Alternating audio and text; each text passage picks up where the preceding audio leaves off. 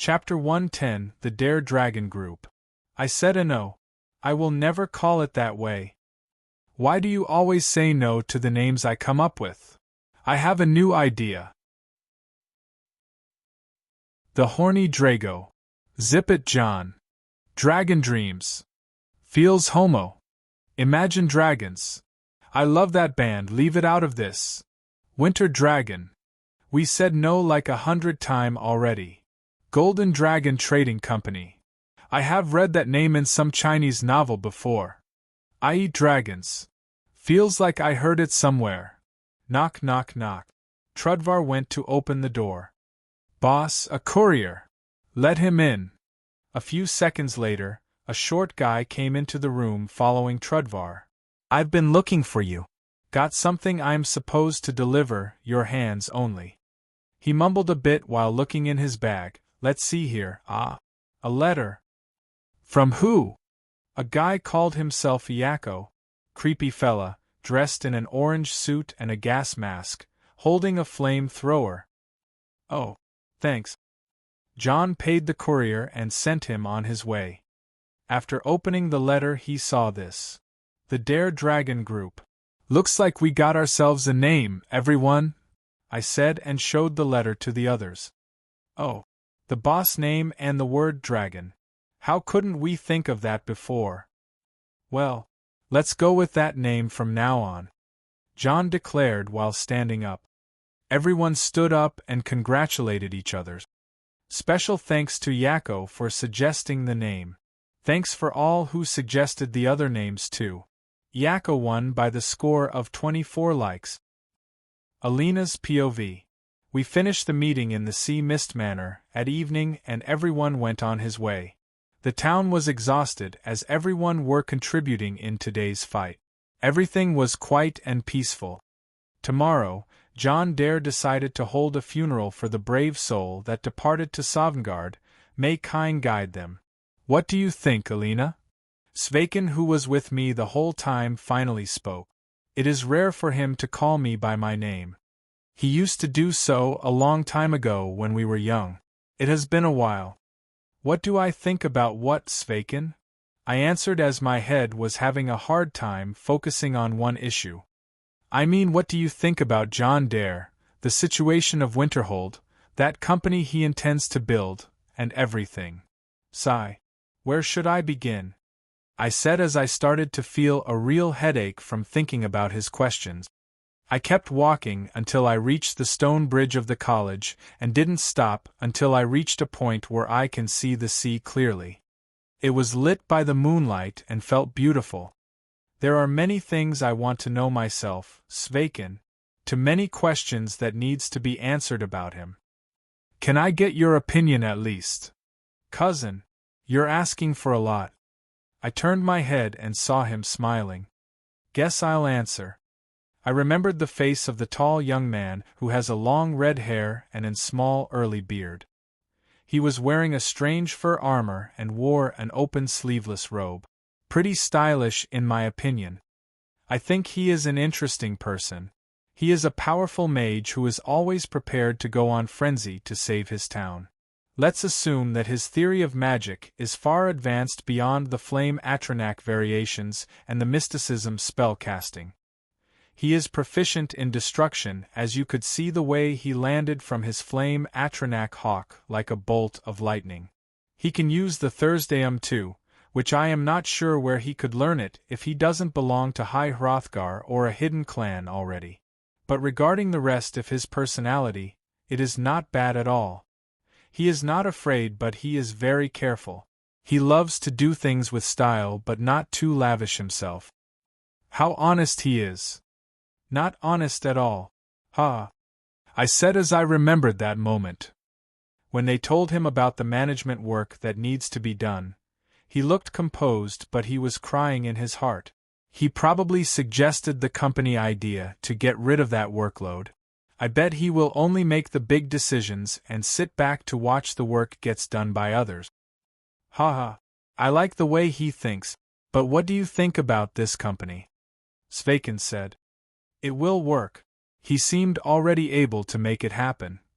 He said some ideas that felt rather strange, but he put down a goal to every department in the company with a future plan and a lot if upgrading options.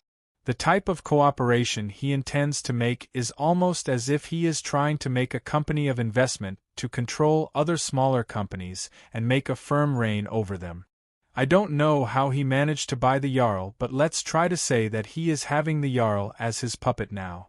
So making such a company is actually stepping into the right direction as taking the role of the Shadow Jarl. Shadow Jarl. There is something like that? Well, there are the Silverblood in Markarth and the Blackbriar in Riften. They are the Shadow Jarls. And now, Jon Dare is the Shadow Jarl of Winterhold. The company will take a lot of rights from the Jarl for most of the lands, mines, and everything in the hold. Our lands is in the hold. And the Firemanes should have a say in this too. This town used to be theirs once. True. Before the Great Collapse, Grandpa Tormund Firemane used to live here. But after it, things changed, Svaken. The people have the right to live and the Firemanes has no say in this place anymore. You just don't like the Firemanes, Svaken said. Humph. I don't hate them, but I am not forced to marry someone I don't know just because he is 6 feet tall, has a curly red hair and walks around with an animal sidekick. Somehow I didn't want to continue. Hey, doesn't Jon Dare fit that description? Svaken said what I just thought of. Yes, I just realized it. Thank you for pointing it out. He is not a Firemane, right? I know all the Firemane kids. They are not interested in anything but fire, big weapons, fire again, ships, more fire, and raising beasts. Jon Dare is a electromancer and a conjurer. He is also a researcher, which doesn't fit the description of a Firemane male at all. Yeah, I heard they are obsessed with the path of Dragonite. Of course they do. Put anything that burns in front of them and you will be their favorite person in the world. Ha! You really don't like them. Let's just get going before. What is that? I was about to say something, but I saw something in the sea. Something is burning. Looking at the direction, I used Far Vision spell that Master Nurina gave me, and I saw the bloodsail ship that we left in the sea. It was burning. Who did that? I increased the magicka output to see further ahead. After stabilizing the vision, I saw another large ship next to it.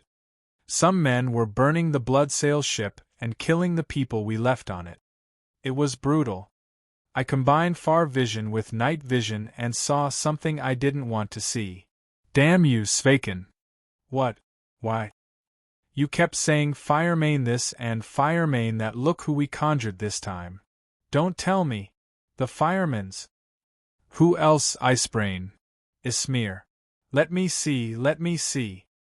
I cast Night Vision and Far Vision on him. Oh, that's indeed a Firemane ship. Crimson Moon, do you know which ship is that? I saw it once before. Which ship is that? This is the Guilty Crown, Svaken said in hesitation. Glub the Guilty Crown? Yes, the most damned ship in the Sea of Ghosts. The ship of your most favorite Firemane. Oh crap. Kind, do something about this. Svaken, where is the farthest end of Nurn? Maybe locking your chamber is the best way to solve it this time. You know she always catches you. Nah, don't wanna. I will run. No, I will go to Master Nurina and sell my soul to her. Jon said it may work. Your call, my lady. Let's run. Jon's POV. Everyone went home except for Wulfr and Elishka. Elishka showed me the new hot tub that I requested to be built in the underground area. There was also some bags of gold that I had to move in the vault. The place got some remodeling and it was rather nice. I also found some of Wulfr's works lying around in the training room.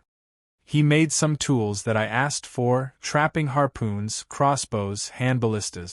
Most of them were still under the prototype category. To tell the truth, I was trying to make some anti-dragon weaponry, but after I met with Parthernax, all that work will go down the drain. I still need to examine some Dwemer machinery to get an impression of how they made the automatic reloading crossbows. Lastly, the magic cannons on the gunship weren't effective as I thought, which means they are useless against dragons. I need to remake the designs once again. Last time I focused on rate of fire, but this time let's not worry about that and make it into something absurd. I also added a design for a new magical weapon. It is the good old Tesla Tower. I will go speak with Jarl Career tomorrow and get his consent for providing us with a long-term investment contract and a monopoly of some crafts over the hold. I hope you prepare as much workforce as possible. Yes.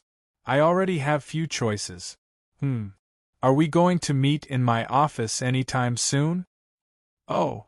I turned to look at Alishka, who was smiling at me. I held her from her waist and pulled her to me. She is now a lot shorter than before. I also was thinking about coming, you know.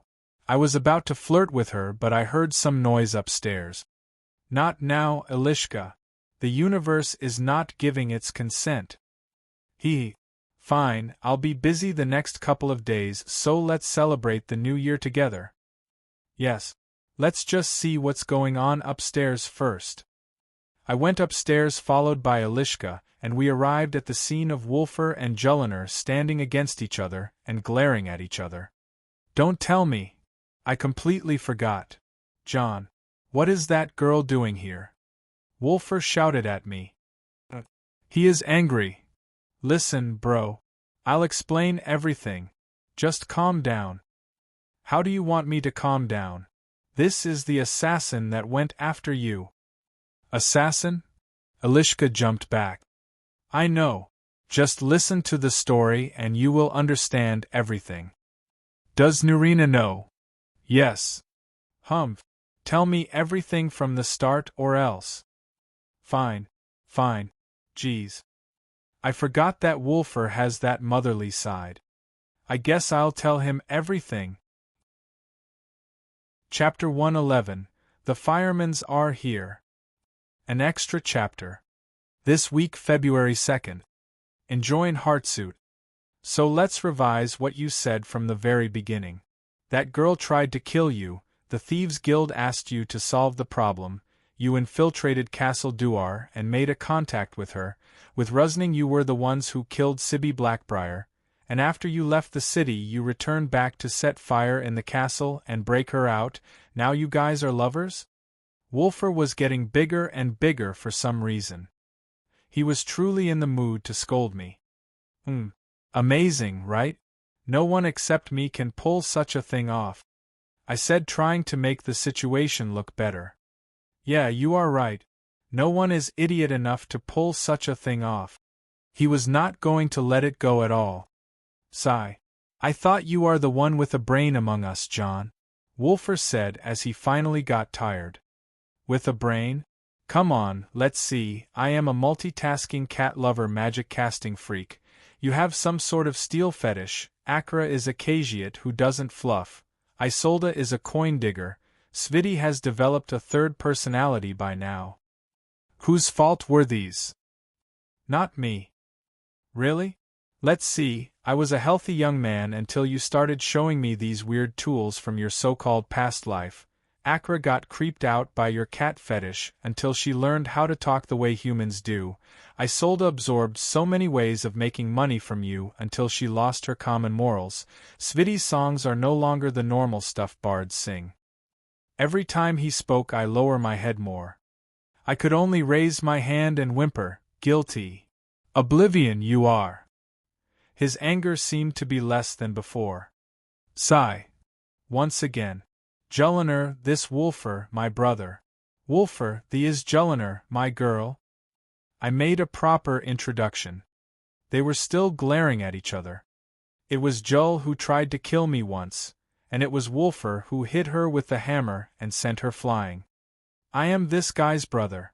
He is a kind idiot who forgives people for the strangest reasons. I heard you have done well to this town, so I will overlook the past, for now. I am Jon's faithful follower. You may think of me whatever you want, I don't care. Sigh. Kid. Jon, what's with that giant cat this morning? You cheated on Akra that fast. Foo-foo. You mean Nefertiti. A cute little thing, isn't she? A cute little thing that killed 3 pirates in less than a second. I am not able to keep up with you anymore. What's her story? Well, it started like this. I started telling him my story with Nefertiti since the day we met when I rescued her until the thing with Herson. Damn. My life was compared to yours. Except for the part about Bjorna, of course. Once she was going to leave, Angium came and saved me from the boredom. Good for you, bro. How is your life in our town? Never dull, brother. Your friends from the Creation Club are something else. They have a lot of your work, and the things we built are all around your basement. Oh. About that. I started giving Wolfer my new requirements. Stronger. Come on, what's your game? I want stronger magic cannons that can be fixed on the defenses we are about to build. I want the pirates to be killed in the sea before they ever set foot on land. Even if we can build such a thing, not even the soul gems mine and the hunt squad can provide us with such amount of filled soul gems. I grinned. Who said anything about soul gems? Wolfer went home after we had a few drinks that night and I went to bed. The next day, a large ship carrying the banner of a lion with a mane of fire was spotted near the shoreline. The Bloodsails ship was nowhere to be seen. As expected, the Firemanes are here. They followed the rules of the official docks and wouldn't come to the dock until the first light. Well, we are no official dock yet, but thank. I gave orders to give them the permission to dock right away. After that, I got dressed in some civil clothes and went to see Nurina. She was nowhere to be found, but when I asked around, I learned that she was summoned by Savadaran, the Archmage. I only had to wait for her in her chambers then. Putting thoughts into actions, I headed to the Hall of Countenance. Some people I know didn't recognize me at all. I guess that's given due to my appearance change. Well, the seal of Nurina that I have can take me anywhere. Just as I reached her chambers, I discovered it was magically locked with different method than Nurina's usual. I can break through it, but it seems there is someone inside. The magic signal is not bad, but it is far weaker than Nurina. Nurina's magic signal can cause me to throw up if I tried to detect it. It is just massive. Anyway, let's wait in the lobby. I put my hood on so people stop looking at me and found some place to sit. A few minutes later, Nurina showed up followed by Alanath and Faralda. I went up and stood near the place they are walking. Hey beauties! I said in a provoking tone. Do you know who are you addressing, fool? Faralda lashed out in a cold tone. Foo-foo. Teacher Faralda, as cool as ever, even when you lash at someone. I said with a smile. Faralda, this is just a brat. Don't lose your anger here, let me handle him. Lanath said as she was ready to kick some ass. Wait. Nurina spoke. Archwizard, he is just a kid, let me handle him. Lanath said. Yes, big sister. Don't worry about such scum. Faralda got heated up too. You guys can beat him well, alright, but if he decided to escape, you won't even catch his shadow, Nurina said. Damn it. She approached me and held the nape of my shirt. Why did you get that tall? She asked in a bone-shivering tone. It seems that it has to do with the blood lineage. Nurina looked at me with complete disdain. Lanath is fairly tall for a Dunmare. Lanath shivered. That little girl Faralda is idiotically tall too. Faralda's face got pale. And now, you. Crap. Nurina is sensitive about height. She is not short, but everyone she knows is taller than her. She pulled me down and removed my hood. Jon. Lanath and Faralda exclaimed. Hey, Teacher Lanath, Teacher Faralda. The were still in a daze from my change in appearance. Nurina took a deep breath and looked at me coldly. Other than your head, the rest of your body is not my son anymore. Lanath the knife. Alina's POV. Scary. I couldn't sleep at night at all. Last night I came to Master's chambers and requested to see her. Once I was led inside, I saw a golden-skinned woman sleeping in the bed of Master Nurina. That was teacher Faralda. I knew the rumors about their relationship, but it seems that Master is not even shy about it at all. What's with it, girl? It is late. Oh, Master, I am very sorry for disturbing your sleep. I wasn't sleeping. Something happened? Ahem. Reporting to Master, this disciple has met with Senior Jon this day. Stop talking like that, damn it. Did he treat you well? Yes, Master, he was a very interesting person and I learned so much from being around him. Foo-foo. Just don't catch the bad habits. By your wish, Master. Sigh. What are you here for? Master, since the day I started following you, I know how caring and low. Cut the crap, Alina. You want something? Master said it straightforward. Let me hide in your room, Master. I beg you. Huh? Did something happen? Yes, Master. My clan wants to wed me in another clan that has strong ties with us. One of that clan's figures just appeared in town. I am already known in town and I will be found sooner or later. Please, Master. Master looked at me and started thinking, then she nodded. You are right, without your consent, I should protect you from a forced marriage. Thank you very much, Master. You can sleep on that sofa. And that's how my master agreed to help me. The next day came and Master got summoned by her cousin, Archmage Savos Aran. She went in a heavy mood. After an hour, she returned back with Teacher Lonath and Teacher Faralda. They were laughing for some reason. This rascal! To think he would escape from me! I was surprised to my wits' end when he used that spell. Congratulations, big sister. Congratulations, Arch-Wizard. Thank you guys. We need to celebrate even though it is still early morning. Alina, come. Master is inviting you to a breakfast and an early drink. Thank you, Master. Lonath, I am sorry, but go look for him. I think he returned back to town by now. And Faralda, order a servant to bring us a breakfast. Right away, Arch-Wizard. Okay, big sis. They both went away. What is the happy occasion, Master? I asked. Oh, Foo-foo, I caught Jon a minute ago and he managed to use a very advanced spell to escape from me. I can't tell you the spell as I heard that you two will any having a duel. Well, congratulations, Master. I should congratulate Senior too for his achievement.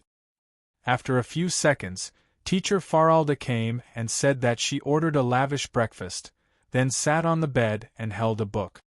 Knock, knock, knock. Who is it? Lady Nurina. A person came from outside the college with your seal. She said she is, a drinking buddy of yours. Drinking buddy? To Master.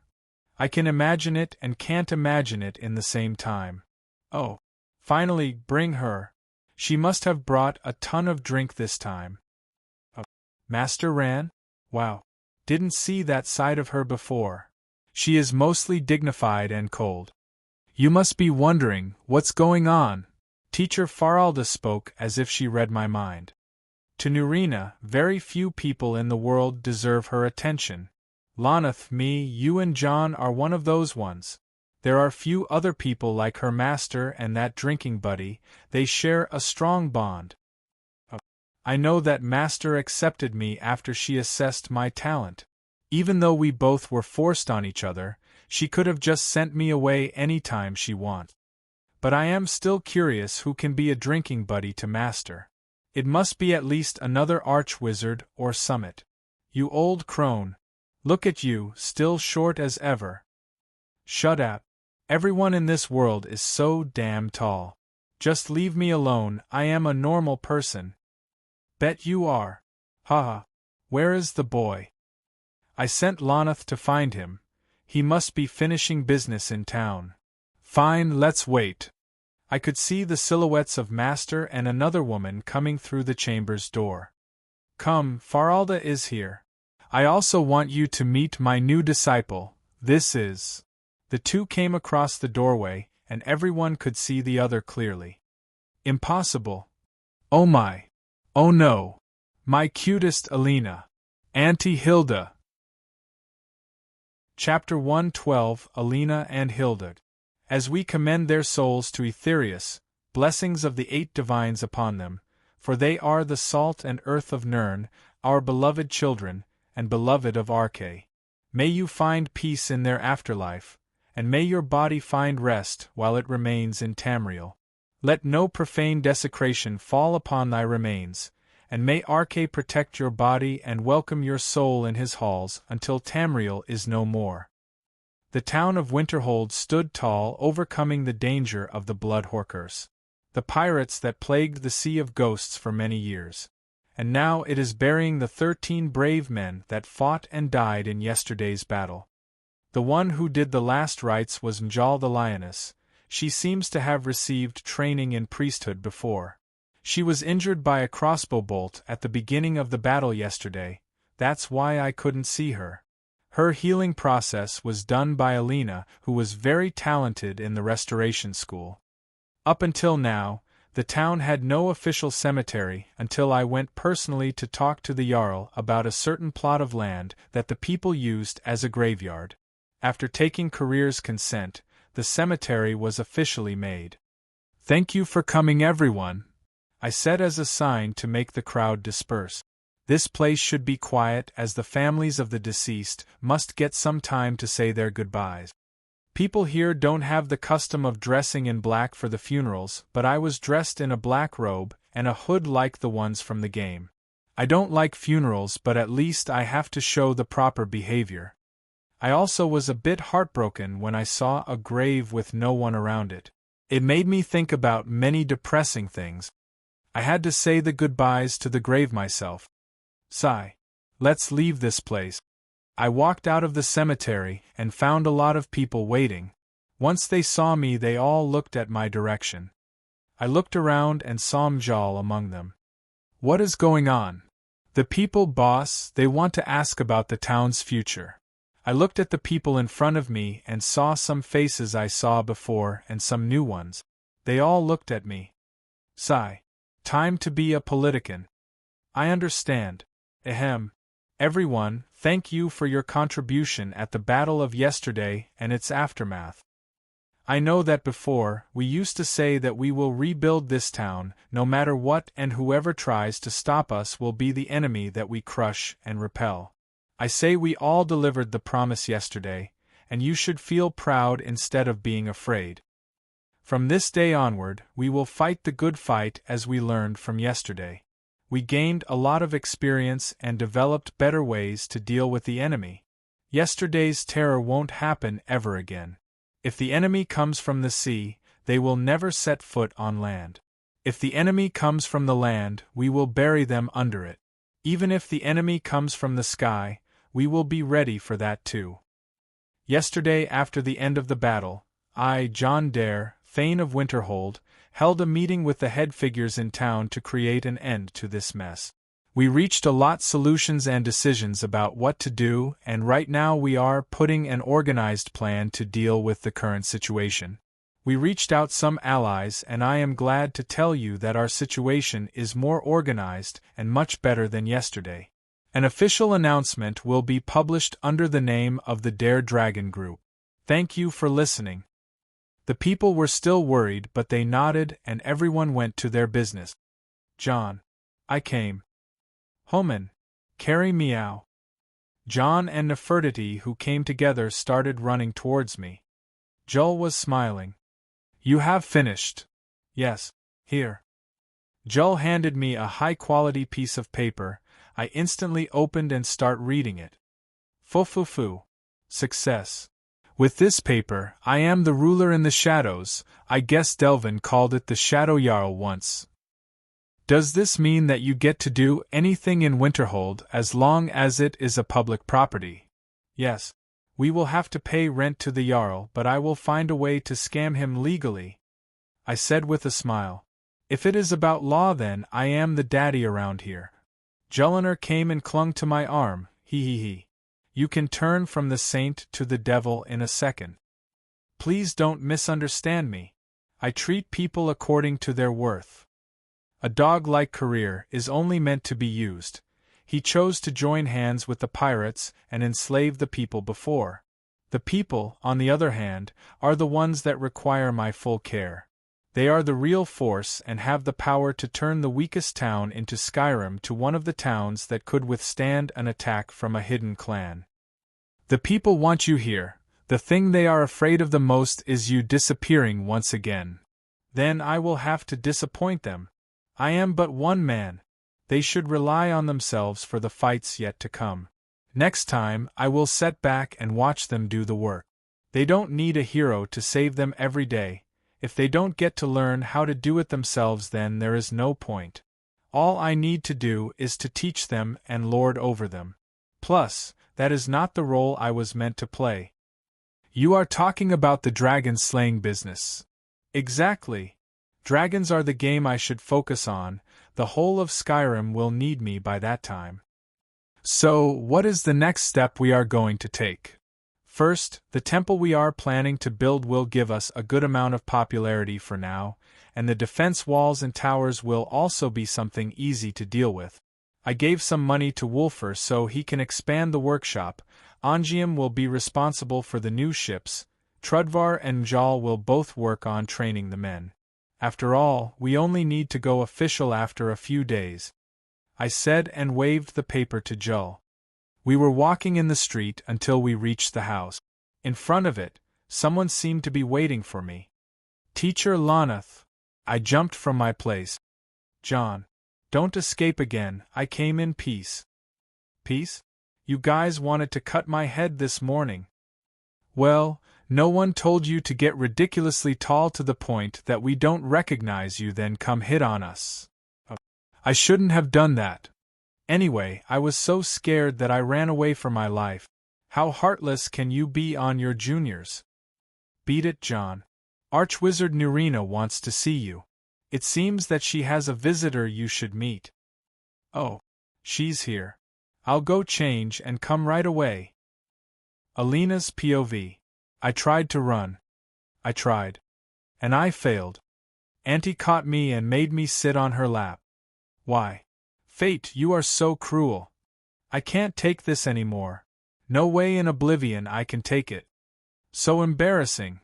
Teacher Faralda, Master, please stop smiling. Help me.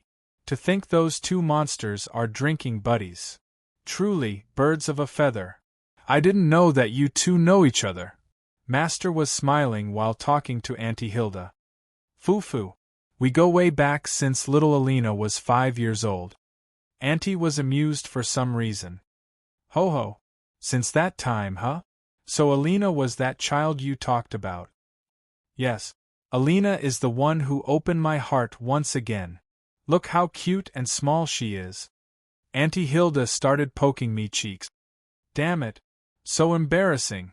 I am not cute or small. Auntie, stop bullying me. Foo-foo.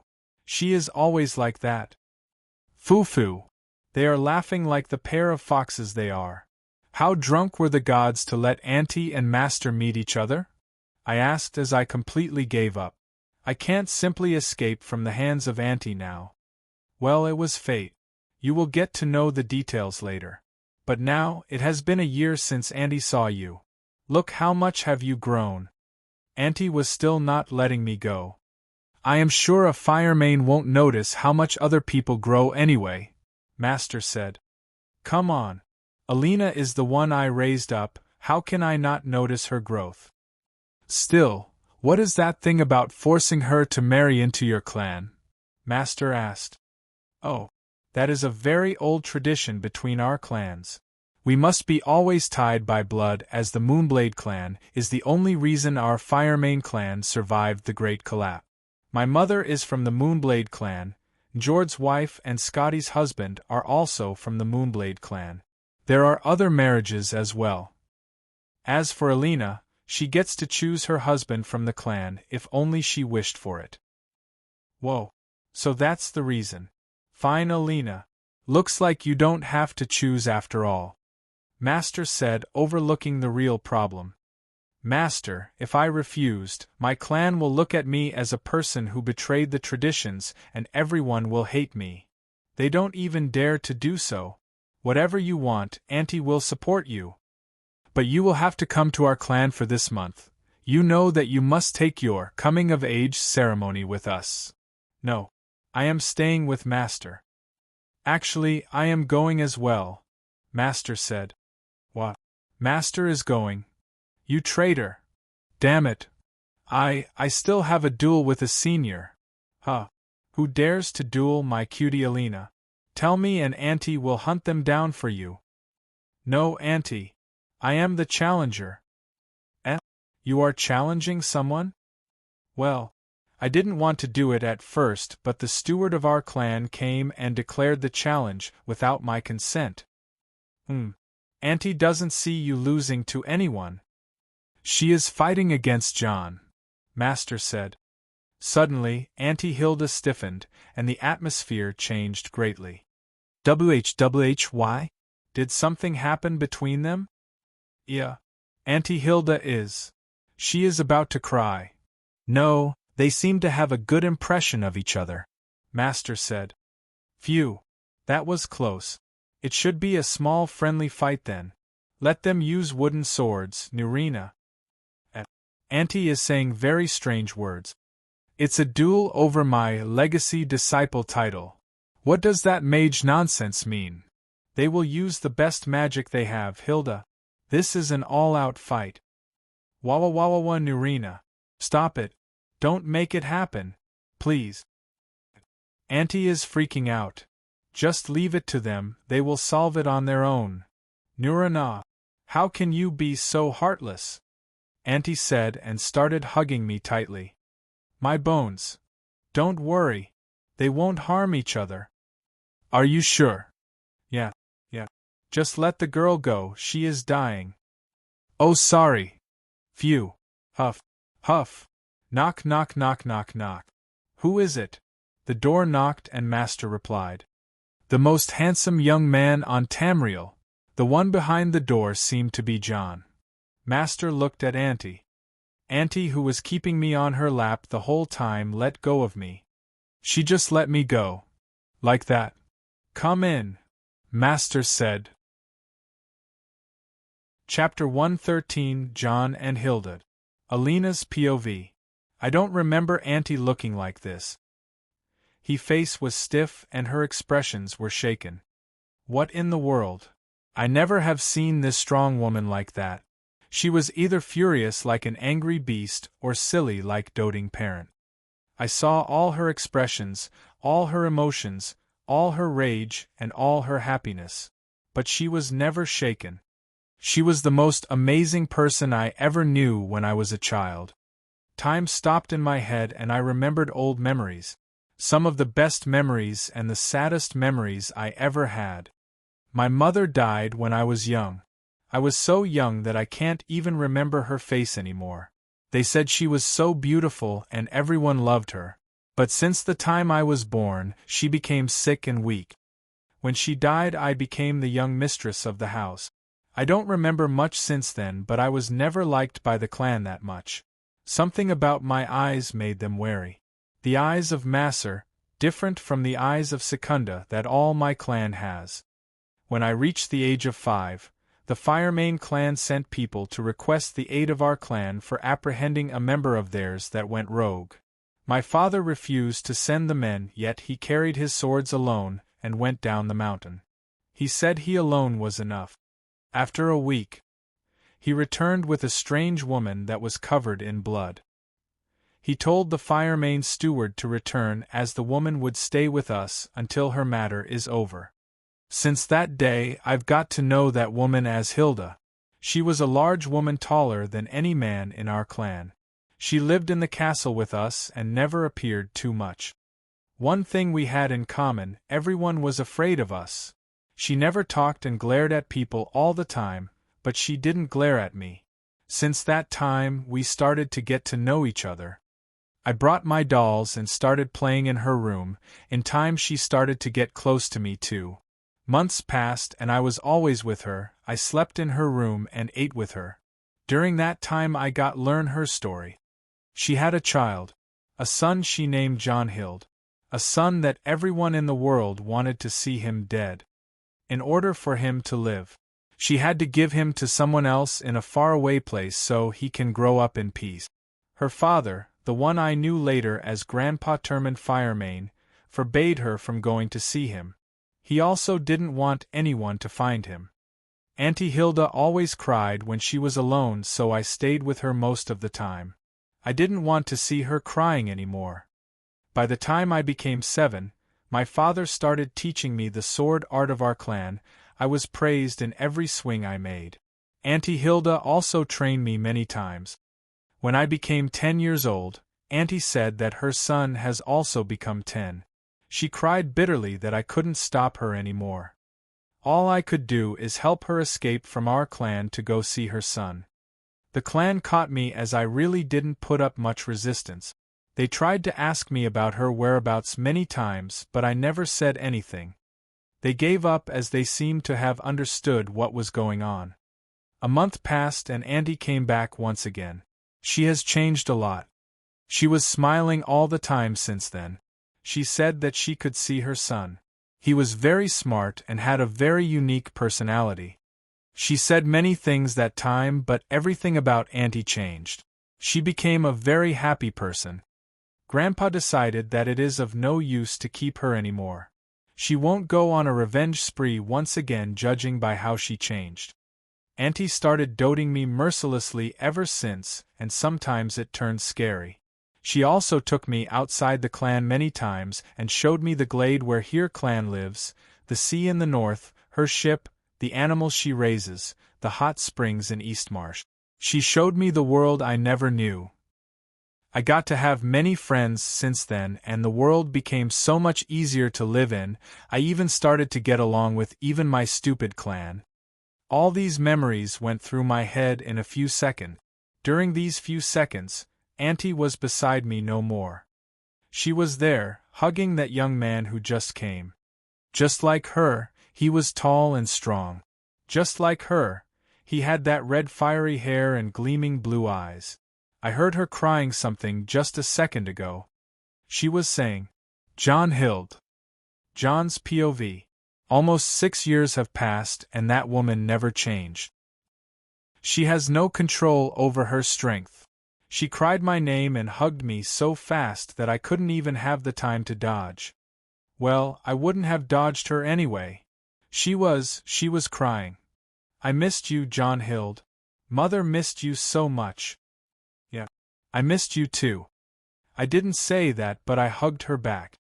By the time she let go, I could see no one in the room. They all must have left. "You have grown a lot, Jonhild," she said. Well, thanks to a certain annoying bloodline, I had to give all of my clothes away. Pft, ha ha. Well, we all did that at some point. Ah ha ha. You haven't changed at all, I said as I looked at her. She was the same as I remembered her.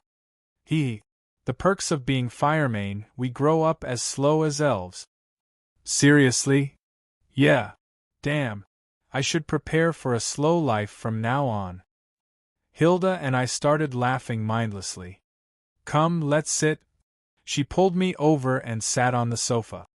She was smiling brightly and warmly. My heart was being healed from seeing her smile. Rays of sunlight came from the window behind the sofa and added more warmth on this cold day. Hilda was a beauty. I could only be thankful to her for giving me the genes to be this devilishly handsome.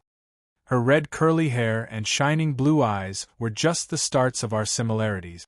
My hair was 1 degree darker and straight, but it was nothing to consider different when we compare the rest of the features. Even our height was almost similar. "How long has it been?" she wondered. 5 years, 8 months and 14 days, I said. Whoa. Someone was counting the days, she said with a smile. Well, can't blame me for being awesome. Still the arrogant brat.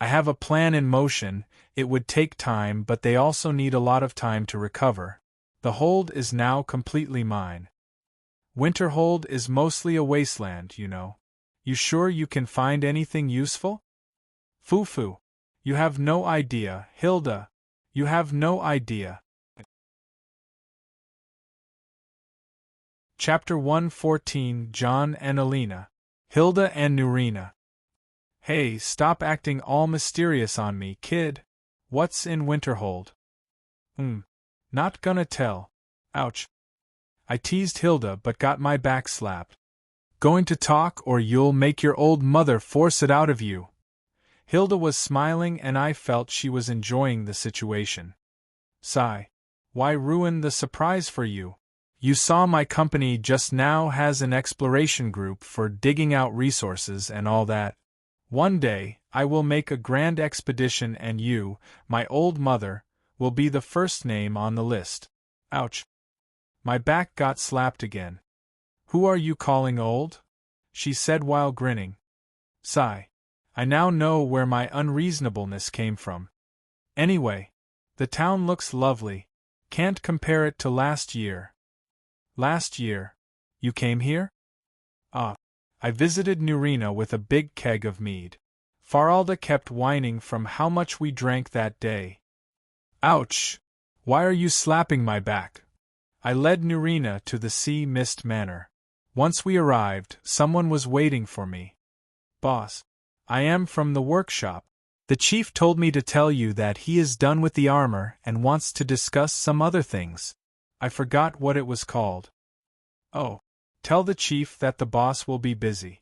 He can join me here if he is done. Yes, boss. The young man said and left. Boss? Chief? The boss is me, the chief is Wolfer, I said. Aha. Heard about him, your sworn brother. More like my actual brother, I know the guy since we were 4. Yeah, I heard. He is the one who has a thing with Bjorna. Sigh. Poor kid. What happened to Bjorna? Hilda looked at me and let out a long sigh.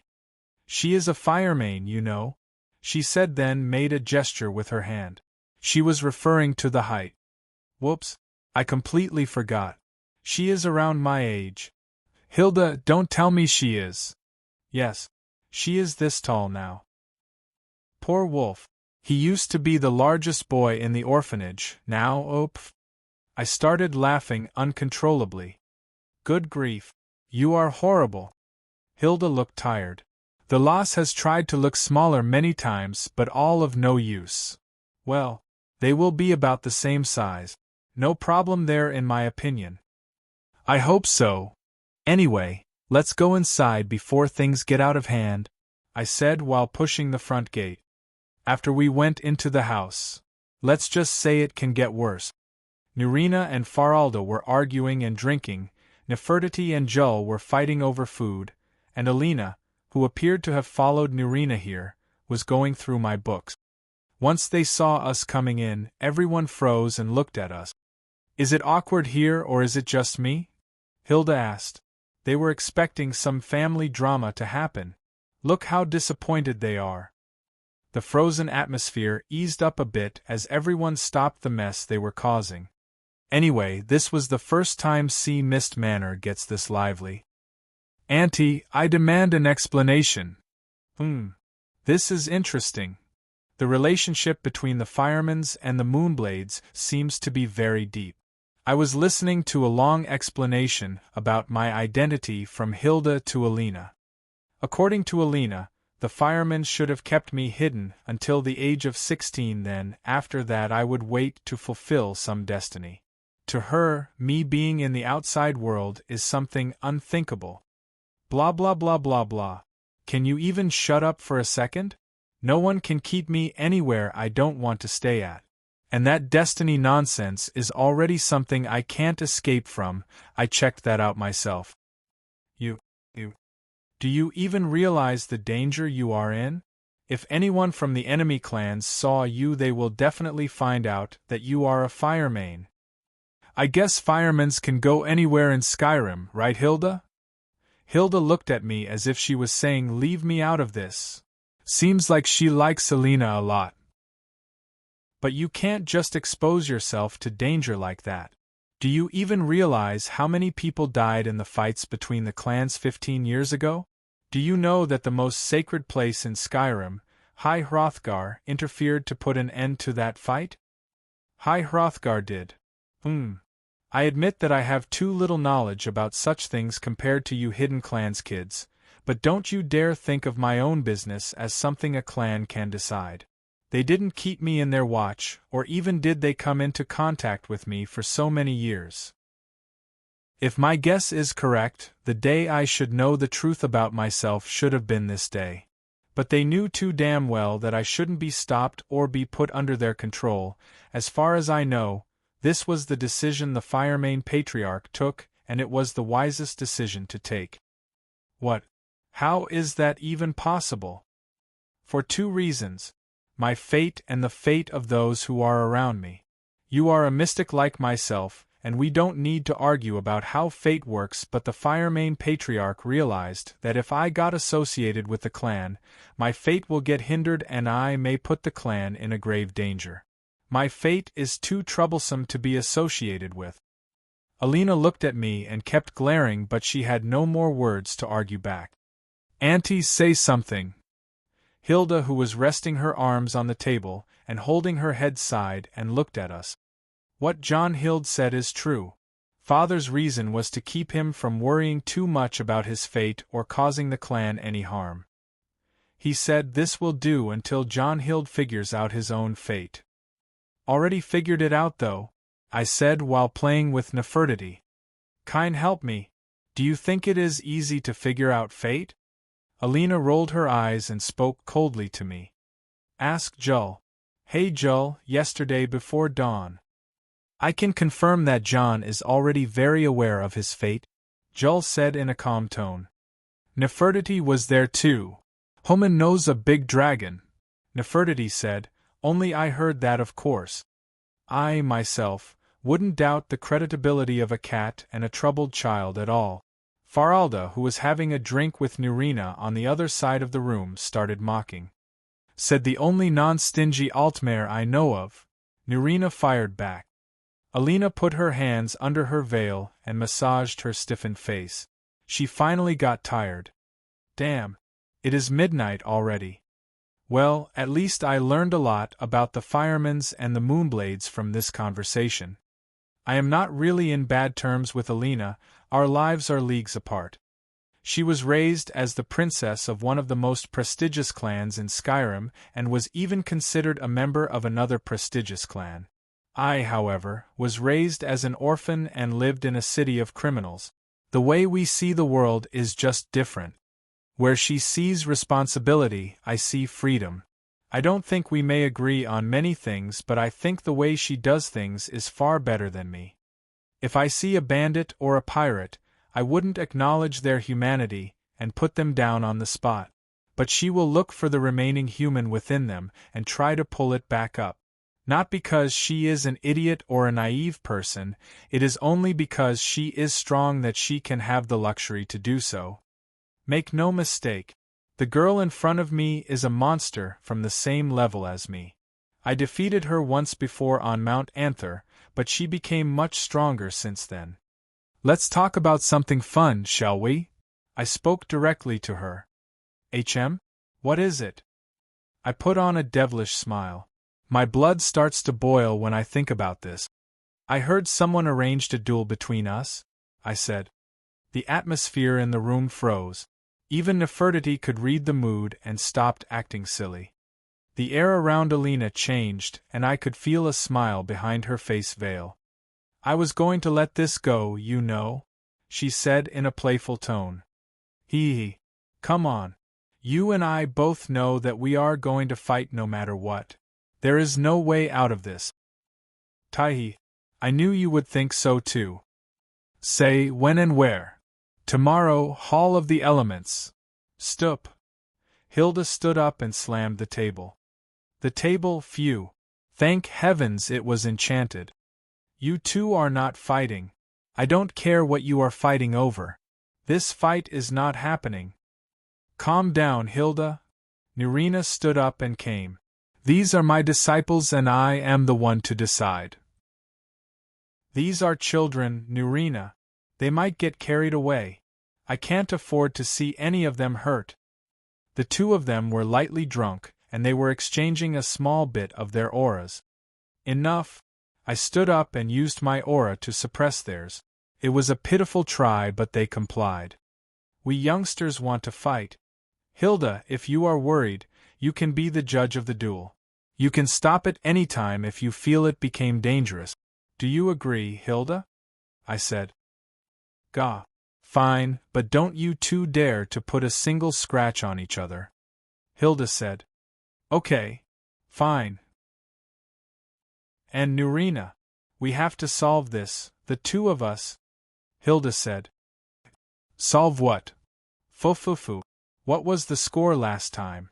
If I remember correctly, Nurina was amused. It was a draw. Hilda cut her words.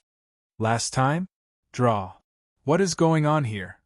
Guys, you are drunk. Don't say scary stuff. I tried to pacify the mood. Mind your business, brat. This giant woman will get to see the new stuff I developed this time. Huh? New stuff? Show me what you got. Hilda got excited. Oh boy. This is not good. Jon dare. No, Jonhild. These two drunkards have their own fight, we have ours. Alina stood up too. I looked at her in the eye and saw how much she was itching for this. Honestly, I can't ignore her crimson eyes anymore. The fight will be at the afternoon tomorrow in the Hall of Elements. I will make the arrangements, she said.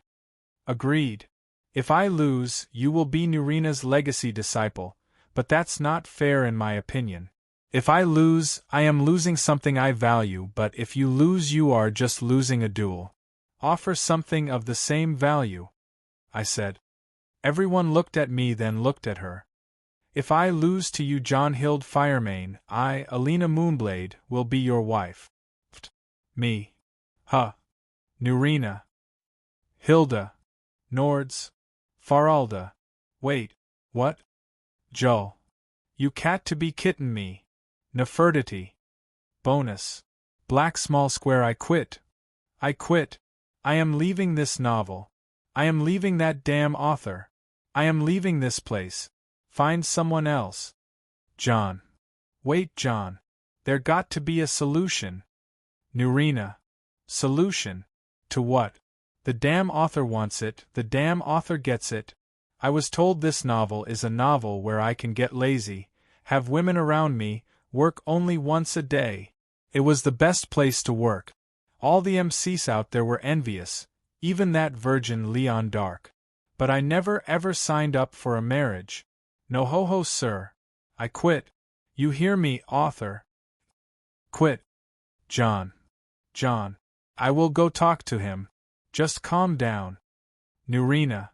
No, Nurina. You don't understand. He was preparing for this from the very beginning. He was planning to make #team_Joel and #team_Alina from the start. I think he already made some merchandise to make money from. Jon. But, Nurina. Ha ha ha ha, Don. Here. He is laughing. He knows what he has done. I quit it. Jon. Chapter 115, Jon vs. Alina. This is Jon Dare. Why is this happening to me? I am standing there in front of that annoying girl, and everyone in the college is watching. Was this duel so anticipated? Damn it! Why I have to accept such an unreasonable condition? I need to do this fast. If I can't do this fast, then I can say goodbye to my happy and quiet life.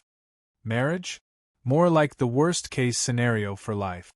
No wandering around, no going outs, no sleeping outside, and most importantly, no lollygagging. Fine. Moonblade girl, I won't be going easy on you. I never asked for you to do so. TCH. Are we fighting already, Judge? Damn it. You two, I forbid you from harming each other. Ready. Fight. This has already reached this far, better finish it quickly. After all, this is the only way to survive the marriage trap they set me up in last night. Remembering last night gives me a headache. Last night. If I lose to you, Jonhild Firemane, I, Alina Moonblade, will be your wife. Me. Huh. Nurina. Hilda. Wait. What? Joel. You cat to be kitten me. Nefertiti. That girl said some crazy weird shit. Da fuck is that? You think you can get away with such a prank? I completely lost my cool. Prank? I made that condition a long time ago to avoid getting married without my consent. Auntie knows about it too. I will get married to a person with a good background and can surpass me in talent. She casually said. Everyone looked at Hilda. I knew, but I didn't think she was that serious. Hilda's face turned pale. She then looked at Alina. Are you serious? Dead serious? Alina said, as it was natural. Originally, when I came to Winterhold to look for someone that goes by the name Darth Vader. He managed to defeat me at Mount Anther, so I thought I could find anything about him in Winterhold, but no one knew anything at all. I slapped my forehead and covered my eyes. This is not happening. This girl is nuts after all. Why do I always have to deal with girls that have mental problems? Nurina was thinking about something. If we compare Jon's and Alina's talents, they will come very close to each other. It is hard to tell who is more talented, but Jon has the lead in creativity. What are you talking about? Is this the time to compare our talents now? Maybe you are right, but Alina's speed of improvement is astonishing. Hilda said. She may get lazy sometimes, but give her the right motivation and she will create wonders. Okay, what's going on here? I was a bit confused. I think Master and Auntie are right. Even without comparing talents, the identity of Jonhild Firemane is already high enough to outshine mine. Even without revealing his real identity, Jon Dare is the disciple of an archwizard and a new powerhouse in Skyrim, that of course if he managed to defeat me. You are annoying. I don't agree. I am not accepting that whatever become your wife thingy. Offer something else and go look for that Darth Vader away. I said. Huh? Why? Because you are winning either way like that. You will either become the legacy disciple of an archwizard or get to marry the most handsome young man in Tamriel. Huh? Why are you talking like you are not going to get any benefits here? You will get to marry the daughter of a very influential family and also the most beautiful young lady in Tamriel. Ain't you a little bit too arrogant? Calling yourself the most beautiful young lady in Tamriel. Right back to you. Grrrr. We were growling and staring daggers at each other. I think I have a solution. The one who was silent all the time finally has spoken. Joel. Joel came and stood beside me at the table. Excuse my rudeness, Lady Nurina and Lady Hilda. I want to say that I have seen Alina's magic and I must say it is very hard to deal with, but I am more familiar than anyone else with Jon's current strength. My suggestion is, if Alina can withstand Jon for 5 minutes, then she can get to apply her condition. Other than that, her loss. Genius. Agreed. I instantly agreed with Joel. 5 minutes are more than enough. Agra. Alina was about to agree but disagreed. That was Nurina. Why? Jolinar. Oh, little naive Jolinar. Don't even think I don't know what you are planning, Nurina said with a grin. Everyone looked at Nurina questioning what she has realized. In a prolonged fight against Jon, very few people will be able to take advantage against him. Even some masters don't have a chance against him that way. Alina will run out of magicka midway. Everyone in the college is well aware of Jon's ridiculous amount of magicka. She is right. So what do you suggest? I asked. We will go with Jolinar's suggestion, with a small tweak. Okay. Let's make it 1 minute. Yeah. Come on. My crisis sensor reacted immediately. But, Nurina continued, it will be an all-out fight. You two can use anything from weapons to even the magical methods other than casting. Everyone went silent for a second. But that won't be a suitable fight for being your legacy disciple at all, I said. Well, it is my legacy and I am the one to decide.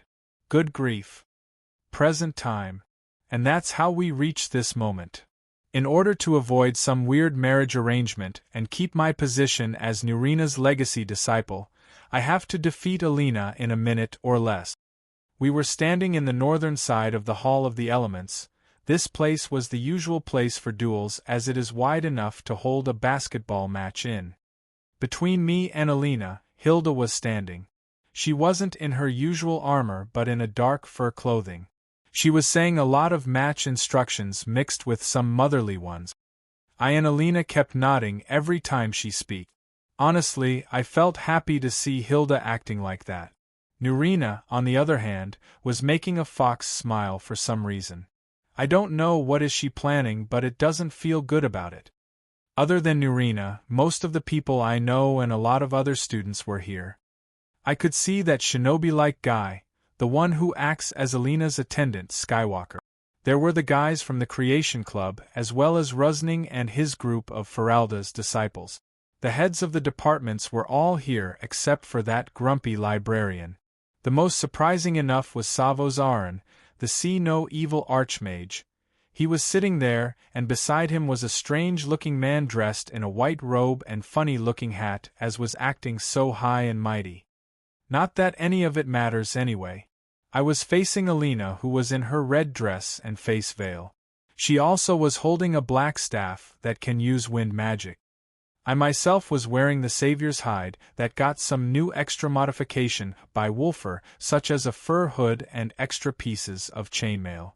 My Skyforge saber was on my side, and fire magic and conjuration staves were on my back. This duel is between Jon Dare and Alina Moonblade for the title of the legacy disciple of Archwizard Nurina Aran. In the case of Alina's victory, she will take the title. In the case of Jon's victory, he gets to keep the title and gains the benefits of a commitment Alina swore on herself. In case of Jon's victory under the time limit of 1 minute, he gets to keep the title and can free Alina from her commitment if he wishes. The rules are clear, no lethal magic to be used, no harming one another. I swear on the bone of Shore if one of you brats. Cough. Nurina made a fake cough. Oh, I got carried away. Anyway, you know what I want to say. Now, I don't know how things get done here, but by traditions, the challenger presents themselves first. Alina. Alina nodded and was about to speak, but, may I present the young lady of our house?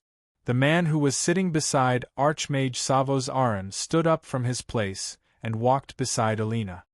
Steward Ornulf. I don't really think this matter needs. Ahaha. The young Katie is right. This small fight is nothing to you anyway. But the formalities must be kept, so please allow me. The man turned around, faced me with a smug grin, then turned to the crowd. Venerable mages and students of the college, I present to you challenger for the title.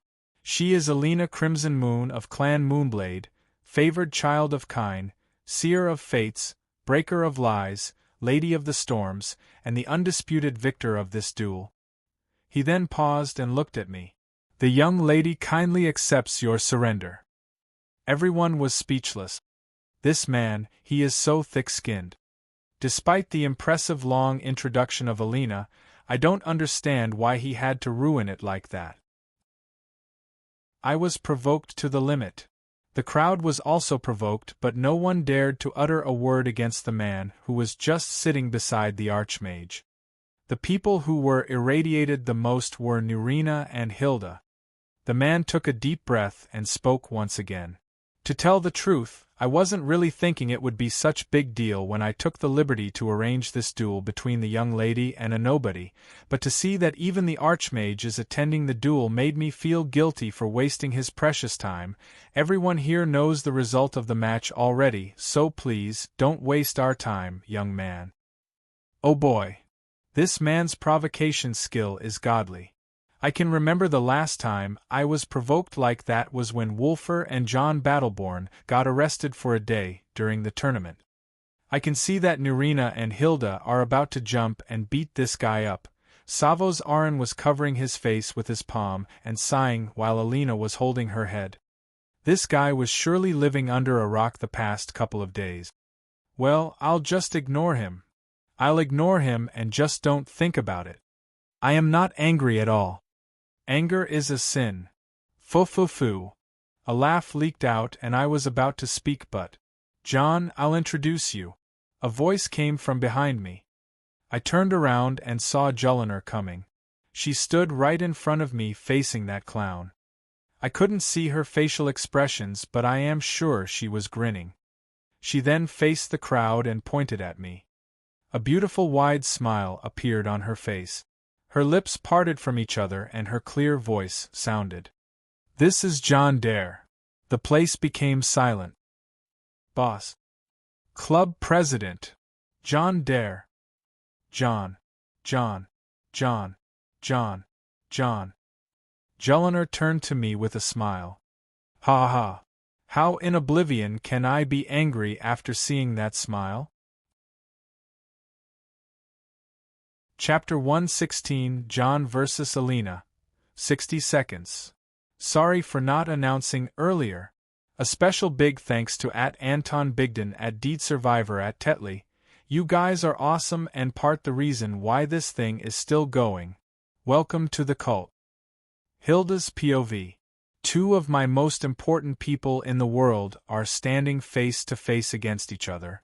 I can't stand to watch it but I have to be the person who stands between them if something dangerous happened. I looked at Nurina and she nodded. According to her, everything should go just perfect.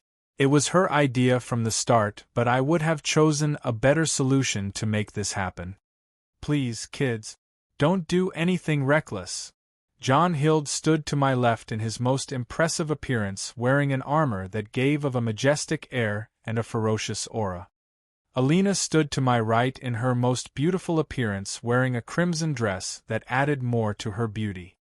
After a few words of warning from me to make sure everything was not going to get in the wrong direction, I asked them to do the introduction.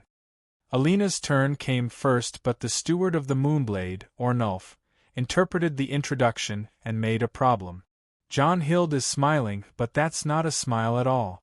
Where did he learn it from? But to say something like that to the one you are challenging, even if it wasn't disrespectful to Jon, it is like slapping Nurina on the face and telling her the disciple she raised is nothing special. She is an archwizard for kind's sake.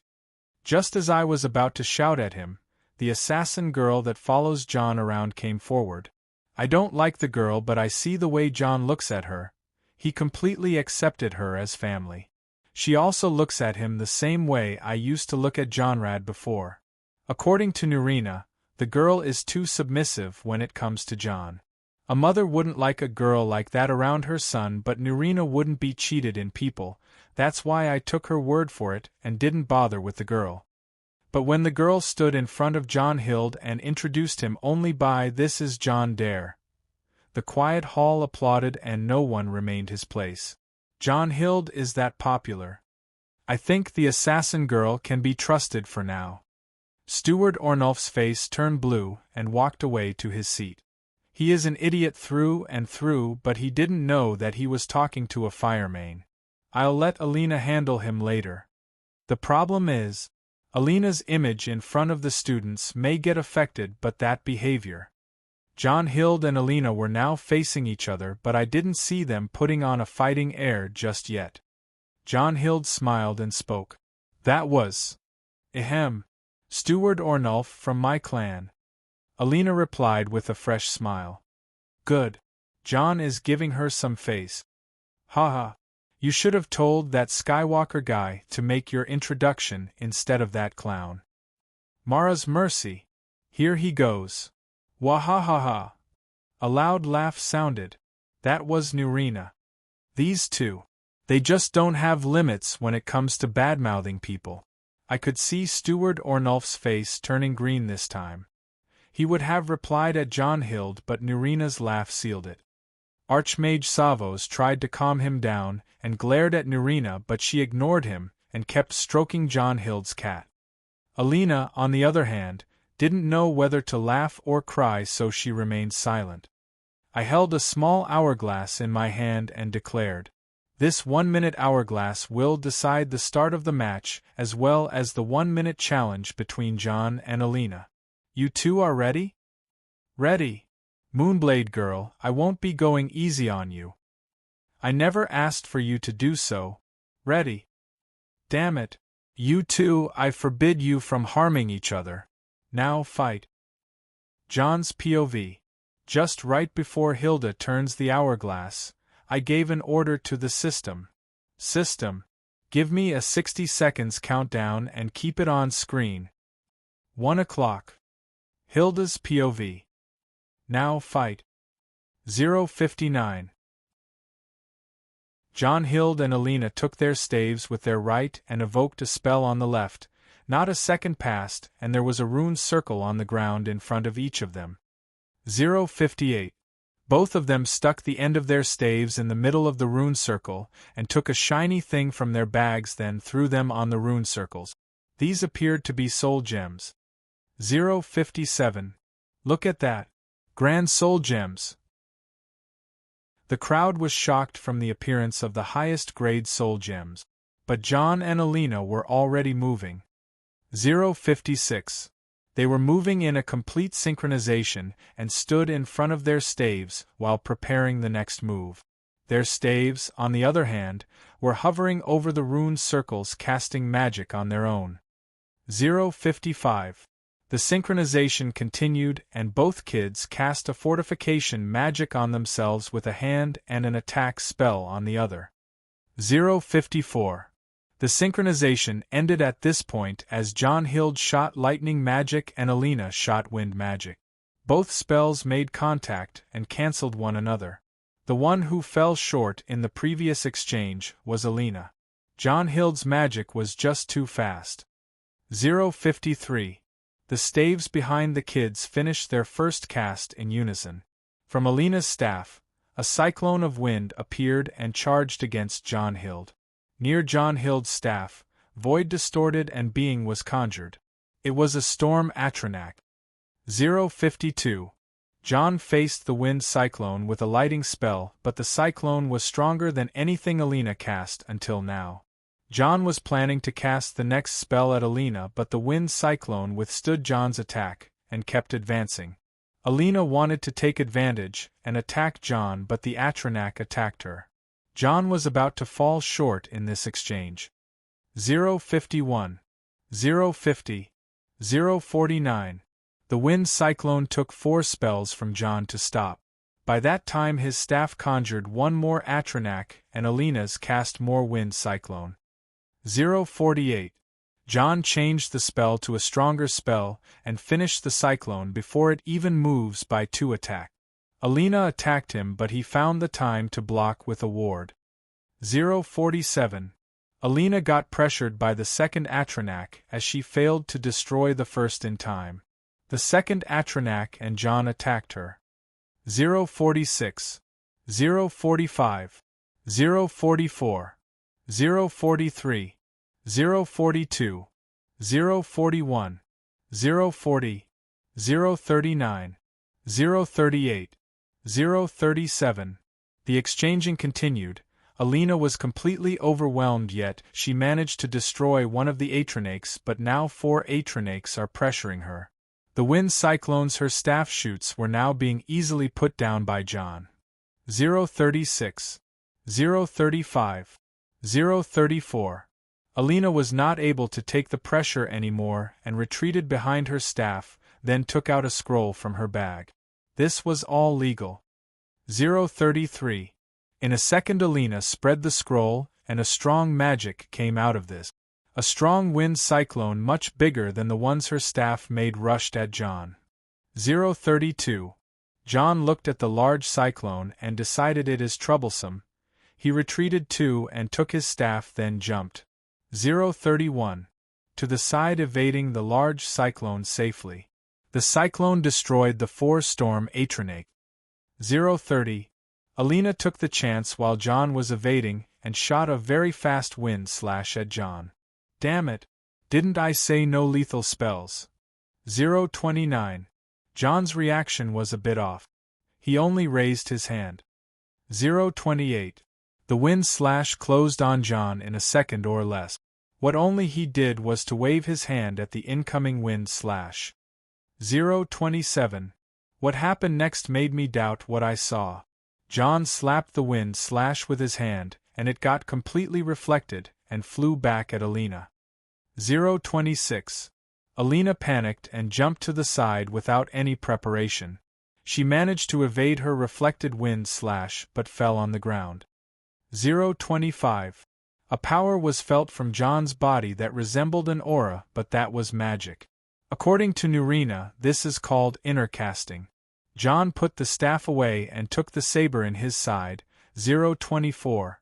Alina jumped up as Jon started his charge at her. With nimble moves she jumped back and shouted, "Swords!" 023. 2 swords were thrown from the direction of the crowd. This was that kid Svaken for sure. The swords flew towards Alina, but Jon's charge was abnormally fast. 022. Magical power rose from Alina in the same way it did with Jon. Another inner casting. 021. Jon drew closer. Yet the swords arrived to Alina half a second faster. I was worried about Jon, as it is considered madness to clash swords with a moonblade, but Jon's speed made me worry about Alina. It seems that his inner casted spell was speed related. 020. Alina caught the 2 swords without drawing them and released her inner casted spell. Jon was slashing at her. 019. Alina's magic was released and a whirlwind got formed around her. Alina jumped in the middle of the whirlwind and her swords were unsheathed to reveal 2 beautiful moon sabers, the signature weapon of the Moonblade clan. With every single rotation, she would slash at the retreating Jon twice with the swords. Moon sabers. Pick https://ibb.co/hhrqjp. 019. 018. 017. 016. Jon was smiling as he held the saber with both hands and activated its enchantment. After a few clashes, the swords fell from Alina's hand and she jumped away from Jon. She kept looking at the swords in disbelief, but hastily managed to recollect her thoughts and put her hands in her bag. 015. Jon was about to cast lightning magic, but he froze when he saw what Alina took out. She took out 4 scrolls like the one from before. 014. Alina spread the 4 scrolls at once. 4 large cyclones were formed and charged at Jon. 013. 012. 011. Jon jumped hastily to the back. He retreated full speed to the end, but he had no way to avoid the large cyclones. This is bad. Didn't I say not to use lethal spells? Just as I was about to interfere, Jon disappeared from his place, and the large cyclone hit the wall. 010. The next thing I know, Jon appeared behind Alina. How is that even possible? The surprises didn't stop here. Jon was already attacking Alina, who got pale as she realized someone was behind her. The only thing we realized next was her voice shouting WULD. 009. 008. 007. Alina moved in an unbelievable speed away from Jon. Jon, who was about to win, was shocked. Everyone was shocked. I myself was shocked. Alina performed a Thursday called Whirlwind Sprint and evaded a critical hit. Amazing. Absolutely beautiful.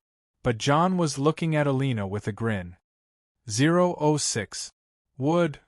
Jon said the Thursday. Why would he do that? Doesn't he know that a single word of power needs years upon years of training? He can simply do that. 005. Would. He said it again.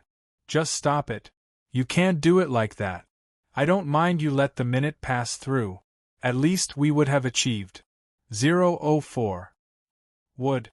Impossible. Just how? 003. Jon crashed into Alina and she was sent flying. Jon wasn't finished. Alina was falling and he was charging a lightning spell to cast at her. I looked at Nurina. She was opening her eyes wide. Do something.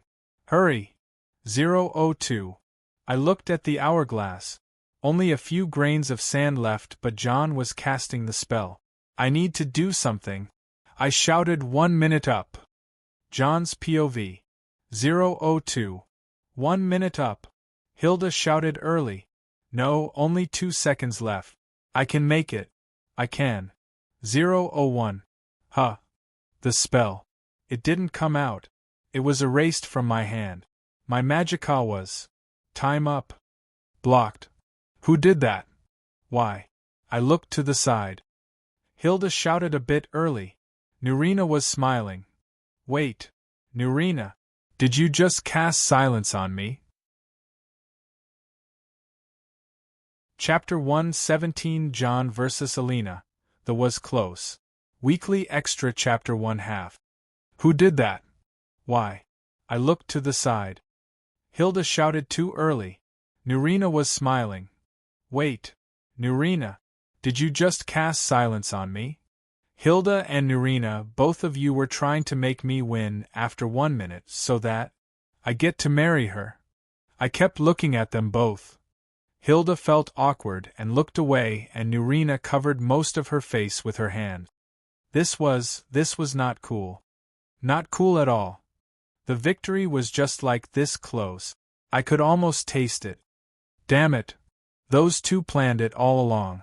So you think I can just be forced on some marriage because some girl said so? You are mistaken. You are too mistaken. To play this cheap game with me. Did you really think it will work? I kept staring at them, and everyone in the hall followed my line of sight. Nurina is normally thick-skinned, so she withstood it, but Hilda was already on the verge of crying. Everyone knew that something has happened by now. Even Nurina started to get frustrated. I looked around and saw Alina. Sigh. She put on such a good fight, but those two just had to ruin it, didn't they? For some reason, she didn't stand up yet. I walked to her and crouched down. Ha ha ha ha. I laughed. I couldn't help but laugh. This is so hilarious. Truly hilarious. Karma. When you are on my side, you are amazing. Fine. Thank you for the good fight. I stood up and spoke. When I charged at her just a while ago, we crashed a bit too hard, which caused her to pass out. Alina Moonblade lost due losing consciousness before the end of the first minute. My win. Applause. That sure felt good. The crowd cheered. Hilda closed her eyes and Nurina hanged down her head. Well, that was fun. Nurina, Hilda, Alina, Jelinar, and I were all invited by Savos Aran, the Archmage quarters. Cousin, you really did it that time, didn't you? Savos was looking at Nurina with cold eyes. I don't think you have any rig, Nurina was lashing back. Please continue, Archmage. I interrupted. Ho ho, what a polite student. Nurina, even for a master you should stay partial in these kinds of duels between your personal disciples. I think it shouldn't be me who say that to you. Savos, this is my bizen, Nurina was lashing back again. Please continue, Archmage. I interrupted. Ho ho, what a polite student. I won't be saying much after this, but Nurina, please be careful.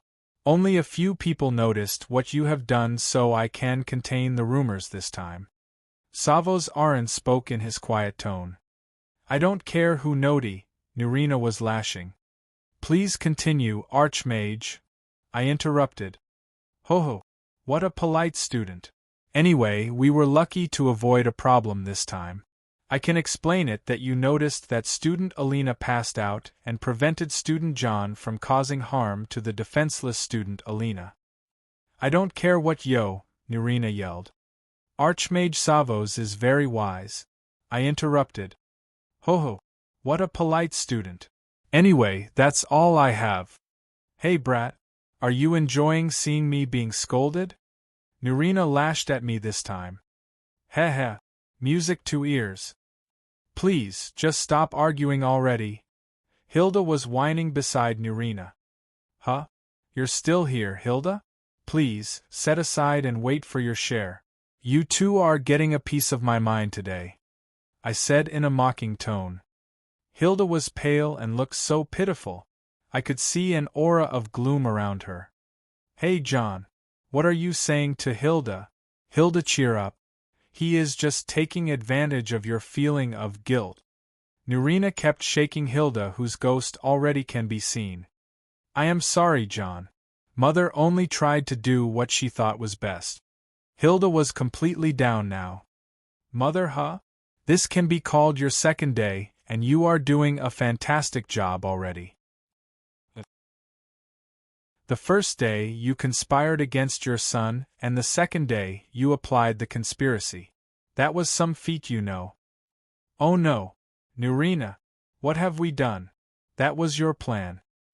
And it was your idea. Just don't listen to him. He is tormenting you. Jon, stop it or else. Sigh. I was already done anyway. Unlike Nurina, Hilda crumbles easily. Senior Jon, for what Auntie Hilda and Master Nurina did this day, please accept my apology on behalf of them. The one who spoke this time was Alina. She stood up and spoke in a polite tone. I also want to thank you for having such a great match with me. It is an honor and a privilege. I apologize for my arrogant attitude before the duel. I don't think I have a chance to go against the senior that was raised by Master. Please, forgive my past rudeness and accept me as a junior disciple from now on. That was something very nice to say. Ahem. It's okay. It's all in the past now. Thank you very much. I'll be in your care, senior. Foo-foo. I get to be called senpai now. Excuse my rudeness, but I have some questions about the duel. Can you please enlighten me, senior? For some reason, I am enjoying this senior thing. Okay. Go ahead. First, when you slapped the wind blade back at me. How was that done? Everyone looked at me for an answer. That was Reflect Ward. I made it small enough to cover only my hand and used it in a stylish way. I said with a grin. Oh, stylish, huh? What about that thing when my swords felt so heavy? That's my sword's enchantment. It can make the objects it clashes with heavier with every clash. Aha. Senior, this is one of the most important questions. When I used 4 scrolls against you, how in kind's name did you come so fast behind me? Foo-foo-foo. Nurina laughed faintly. Back when I caught him in the lobby and saw how tall he became, I tried to make fun of him, but suddenly he disappeared from my hands. He learned how to teleport. Teleport? Hilda and Alina jumped up. Only for a short distance. Amazing.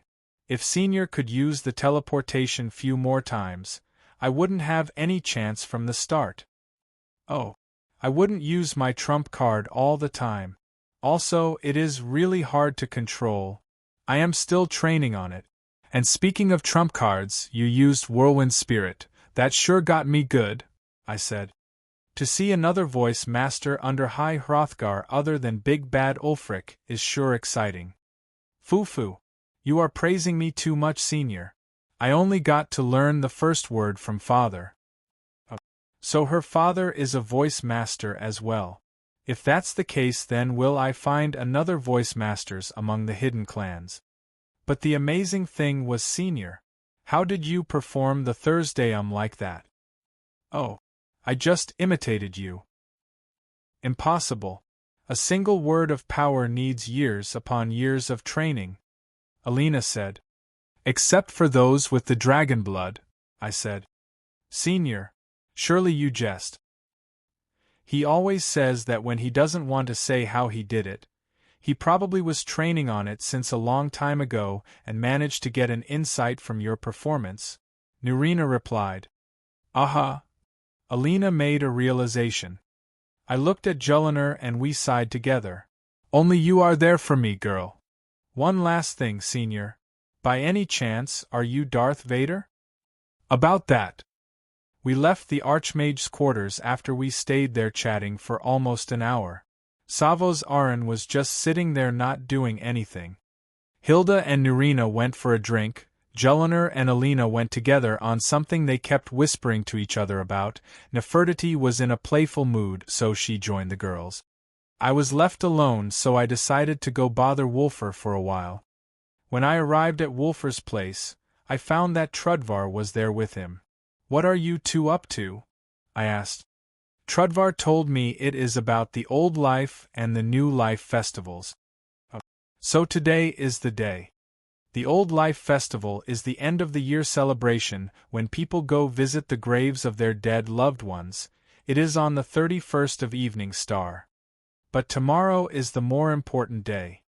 Tomorrow is the New Life Festival, the first of Morning Star and the day of free drinks for everyone. So, what is the plan? I asked. We are preparing some stalls and events. We also included the game that you told us about. Fufufu, the children's shooting range, the magical show, and the snowman competition. Tomorrow will be on a busy day. Trudvar gave me a note.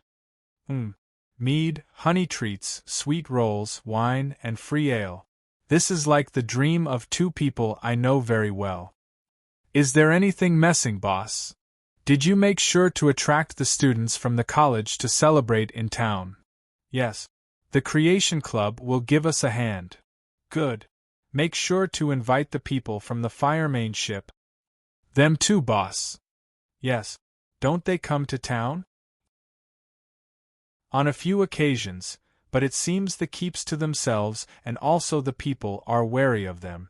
Just make sure we make a good relationship with them. They are a potential ally. An ally with a name like the Firemanes. I'll work hard on that, boss. Trudvar said and left the place. It's only me and Wulfr now. Hey Wolf, how is the thing? The thing? You devil, what kind of absurd thing is that?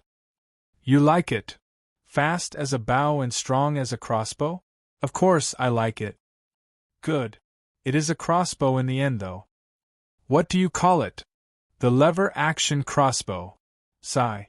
Your naming sense is still terrible. You are not the one to speak. I took out a journal from my pocket and showed it to Wulfr. It is a black journal with a lion insignia on it. Those who know it will recognize it as the Firemane banner. Bro, there's something I want to tell you about me. Chapter 118 Carrot and Cabbage. Hilda's POV. That boy, he is horrible. Carrot. Shut up. You are the one who raised him. Cabbage. If I knew this will happen to me one day, Carrot. It was our fault anyway. Let's receive the punishment silently. Cabbage. Punishment? I am an archwizard for Mara's sake. Why should I accept this treatment? Carrot. Well, you are the one who said it's okay as long as you get to play with children. Cabbage. Play with children means to sit down and gather them around me, then tell them children's stories, not getting beaten up by them in this. What did he call it? Carrot. Mascots? Cabbage. Yes, mascots. Why should we wear this silly stuff in front of people? Carrot. Well, no one can recognize us at least. Cabbage. Look. Children are coming. Wave for them. Carrot. She was complaining about the things we are wearing just now. These things are some strange clothes Jon made us, as a way of an apology for the scheme we made during the match. It seemed harmless at first, but he got us good. If I remember correctly, he said we just have to watch for the children playing around during the New Life Festival. Nurina fell to the trap without noticing what she got us into. I also didn't realize that Jon would be this vengeful. He added that we will be wearing certain customs to get along with the kid. We never thought it would be that silly. I, Hilda of Clan Firemane, am a cabbage. And she, Archwizard Nurina Aran, is a carrot. I am not sure how to play with children like this, but Nurina, who was complaining all the time, is playing with kids just fine, and they are all gathered around her. I guess children don't like Cabbage after all. I kept looking around at the place. The town is lively, and all the old broken buildings got removed. Many wooden houses are still under construction, and there is a stone building being built in the style of Solitude too. This seems to be the Dare Dragon Company headquarters. It is a really interesting idea to build a company under the category of investment company. It can just invest in whatever it wants and manage it from the shadows. Jonhild used the principle to manage the whole hold from the shadows that way. To tell the truth, I am worried. Jonhild has offended the Bloodsail clan and caused them a lot of damage. I am not worried about Jonhild himself, since he could already become a bright star or a master at such age. His birth sign sure is useful when it comes to manifesting the aura. The thing I am worried about is the town and his friends. He may be protecting them like that, but he can't protect them forever. He needs to learn how to be a leader rather than a savior. People lose their way when they lose their saviors. Hey, let go of me. HM? What is that? A fight. I told you, tell me where you keep the money or you will not go out again. Let go of me. This is Reem's money, not your booze money. I am the one who gets to decide what the money is for. Tell me, where did you hide it? A fight between a man and his wife was taking place in public. From what I could tell, the woman saved some money for the small girl hiding behind her, and her husband wants the money to drink. Now they are making a fuss about it in public. The man is overpowering the woman, and it seems that she is very afraid of him. I looked around and saw the children around the playing park are getting scared from the scene. Give me the money or else. The man raised his hand and was about to beat up the woman. Well, not on my watch. I held the man's arm and pulled him away from the woman. Huh? What are let me go? I said let me go, you freak. He said. Freak? I am a cabbage, as you can see. I was completely covered in the cabbage customs, so let's play it that way. Can you please go shout somewhere else? You are scaring the kids here. I don't care what are you or where is this, let go or. Fine. I let him go flying. The man fell on the snow and glared at me, then went away. Weakling. Are you all right, sister? I looked at the woman, who seems to have got scared of me. Is he fine? She was asking about the man, as it seemed. Well, if I were you, I would look after that crying kid first. You shouldn't get scared of him like that, sister. Thank you. The woman consoled the girl, Reem, until she stopped crying. A cute little angel. I talked to the woman, and it seemed she needed some mental push to prevent her useless husband from taking all the money for drinking. It went well in the end. Once she left and I returned to Nurina, I found many children looking at me and smiling. Cabbage. So strong. Cabbage. That was amazing. Cabbage. Send my brother flying too. The kids moved from Carrot's side to me. It seems all of them are now excited about the cabbage and will eat it to become strong. That was Reem's father. You should beat him once again, Cabbage. One of the children said. You know Reem? I asked. Yes. She used to come with us, but her father started yelling at her every time she comes to play. Another kid said. How horrible. Yes.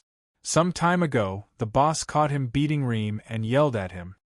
Jon did. Yes, the boss was so angry. But when the boss disappeared for half a year, he started doing it again.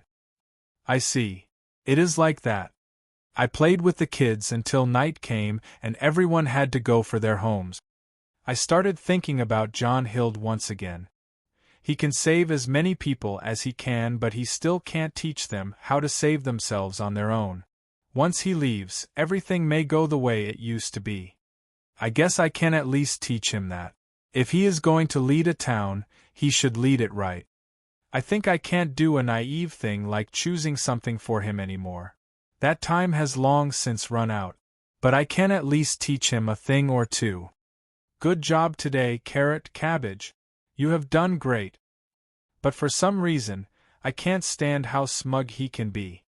Jon, don't ever think you can get away with this, Carrot said in a threatening tone. Ha. How about some spiced wine that just arrived from Solitude? Jon raised his hand, making a peace offer.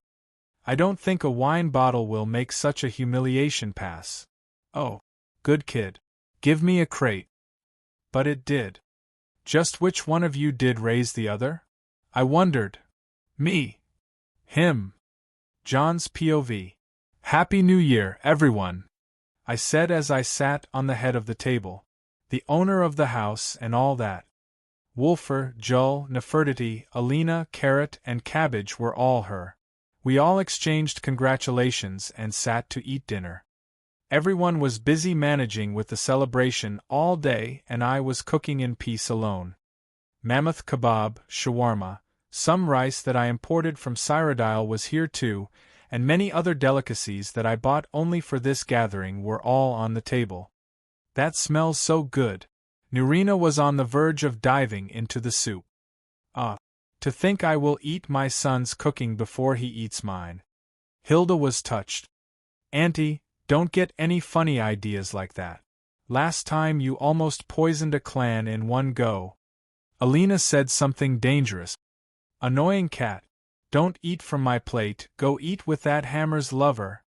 Jull was fighting over food with Nefertiti again. Homan. She is bullying meow. Jon, it has been a year since I ate that shawarma. Good job, bro. That's one lively scene. I put the last plate on the table and sat together with the bunch. Wulfr and I have talked last night about my origins, and I told him everything. I also apologized for not telling him before, as I was not sure of many things. He was overjoyed with what he heard, and his reaction was the best. He also could finally understand the previous interactions between me and the Firemanes. Jull, how was your day? Great. Alina and I took the annoying cat and hunted together. Then we practiced the signature Atronach spells you made. I gave Alina the permission to learn my personal version of the flame horse Atronach, which is far superior to the one I provided to the college. Cabbage and Carrot, please watch out from the salad or you guys will be regarded as cannibals. Hilda and Nurina looked at me with cold eyes. Their expressions are priceless. By the way, Hilda, when is that coming-of-age ceremony thing? It is 1 week from now. We need to move tomorrow or the day after at the very least. Good. I have nothing to do from now on, so let's do it tomorrow. Can Jonhild participate with us? Me? Jonhild was taken aback. Yes, both Wulfr and Alina are participating, I said. Jon, are you sure about that? Hilda said. Something wrong. Well, the clan may see her as the one who tried to kill you once, so. Everything tried to kill me at least once. She didn't stand a chance from the beginning, I said. I'll take your words for it then. Thank you. Jonhild is my shadow. No man lives without his shadow, I said, and Jonhild smiled. Hilda laughed and shook her head. So, what will I be expecting in that ceremony? Will I hunt an ice wrath? I asked. Hunting an ice wraith is a common tradition in the coming-of-age ceremonies around Skyrim. Well, you all have to hunt one each. The ship will take you as well as the rest of the clan's kids to hunt them in a usual spot. I think I have an idea. Where is that? Then, after that, for Wulfr and Jonhild, they will receive their war paints and will be considered done with it. For you and Alina, however, this is merely the beginning. Foo-foo. I am interested now. It is not easy. You two will need to awaken your bloodlines. Awaken? More than that? I asked, pointing out my height. Haha. No, you won't get taller. It will be a trail using some herbs and the extraction you take from the ice wrath. It will cause you to see hallucinations, but an adult will get to share these hallucinations with you so you don't get lost in them. That will be me for sure. Oh my. I will smoke weed with my mother. What is the point of these hallucinations? Wolfer asked. They will make the Jon reach his mind realm and get to recognize his guardian beast. Okay. Mind realm? Like the one from Sheogorath quest when the player enters the mind of a dead emperor? And a guardian, what now? Haha. I am sure Jon's guardian beast is a cat. Wolfer said. I also laughed. It is already decided, so no need to do it anyway. There are no cats among the guardian beasts. Hilda dropped a bomb. What? I was shocked. The beasts are fox, hawk, dragon, bear, snake, whale, moth, wolf, and owl. Wait a minute. Aren't those the ancient Nordic gods? Shor, Kine, Alduin, Sun, Orki, Stun, Dibella, Mara, and Junil. Oh, you know them? That's true. Wait a second here. This is not simple. This is the ancient Nordic pantheon, the one that originated from the northern continent of Atmara thousands of years ago. Does it still live between the hidden clans? Interesting. But still. I can't accept not having a cat guardian beast. Suit yourself, Hilda said. So, what will happen depending on the result? Jelinar was curious. The Titanborn blood or the Fireborn blood, or both, shall be awakened into Jon, and he will get all the benefits of being a Firemane adult. Of course, Jon's case is special, so he will get a different treatment than the others. As long as I don't get tied above a bonfire and you guys dance around it, then I am okay. Haha. That's the spirit. You will get to choose the beast you want from the clan if there is any that suits you. I am already fine with Nefertiti. Come on. You can have a big wolf or a bear. You can ride those. Let's see if you have something that can match what I have. I don't think any beast will be as awesome as a flame Atronak beast. We'll see. The last couple of things are the face paint and a small hunting celebration. Seems fun. If you wish to stay in the clan after that, you can build a house there. We have our little house, me and your father. Oh, my father. I guess I'll get to meet that guy too. To be honest, I am not good with fathers. Past life thingy. Well, he is a prankster and a mage just like you, so you guys will get along. Well, I hope. But I want to eat now. The shawarma is just too good. Senior, what do you call that? Alina asked.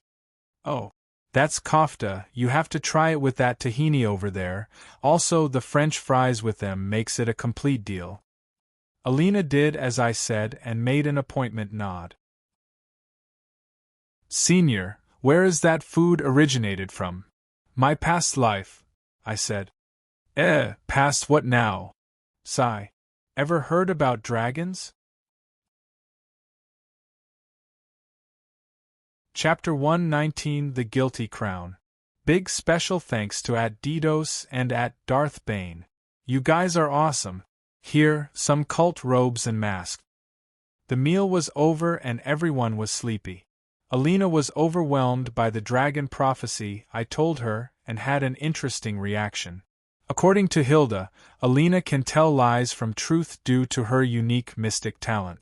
Me and her playing truth or dare would be a disaster, so let's just not try to imagine it. Due to that, it seems that she knew I am not lying but had a hard time believing it. Anyway, everyone was too bloated to think about anything now. The heavenly mammoth kebab and the heaven-defying earth-shattering shawarma were just so good. Even the ladylike Alina ate without holding back. I don't get how she can eat without removing her face veil, but after she finished eating, she turned around and changed it to a new one. Impressive. Still, it left me disappointed, as part of the reason I kept recommending food to her was to see what is under the veil. Loneth told me that Alina is so beautiful to the point that she can ruin a nation. I am not really believing that a beauty can ruin a nation, even though it happened many times in history, but I really wanted to see. Never mind that. I will get a chance later. After the meal, Wulfr brought a wooden box and put it in front of me. I managed to finish those, he said. I opened the box and couldn't help but nod in approval. Bro, your talent is getting scarier day by day. Haha. Your ideas are getting weirder day by day too. I took out the first item in the box and carried it in my hand. A crossbow? Hilda looked at the strange design and recognized what it. Not just any crossbow. It is a lever-action crossbow. I started explaining how fast and powerful a lever-action crossbow can be compared to a bow or a normal crossbow. It has a bolt chamber, and with every shot and a revolving mechanism, the user can reload it by the lever in a faster and an easier way to reload than the normal crossbow.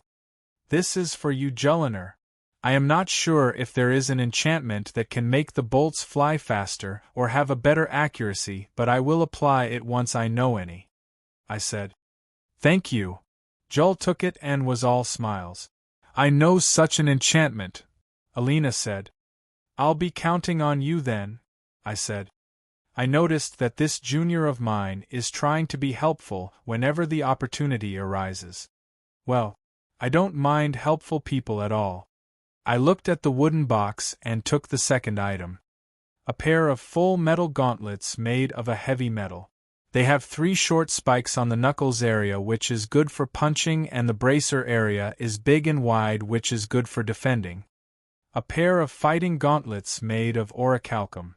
I am not really good with the Orcish metal, so it took me over a month to finish that with the help of Morbagog from the Creation Club. I must say I am proud of what it turned out to be. Wulfr said. This is so good. Lately I was fighting more unarmed than using weapons. Of course, weapons are essential, but this will make my life easier. I have an enchantment in mind, but it will take time to make it, so let's do it when I arrive at the Firemane clan. Anyway, the day ended and everyone went to pack their things. Tomorrow we will meet Hilda at her ship. Tomorrow is today. Let's see. Clothes check. Gear check. Potion bag check. Jonhild check. Reading material check. Money check. Nefertiti check. Nefertiti's food check. Experiments materials check. Research paper check. I forgot nothing. I took everything and closed the house.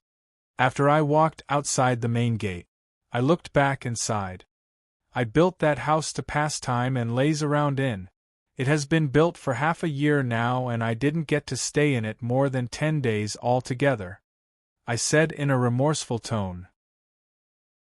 I really love staying at that place as much as how much Nefertiti loves staying in wooden boxes. Trudvar was waiting for me with some men to carry my stuff over to the Firemane ship.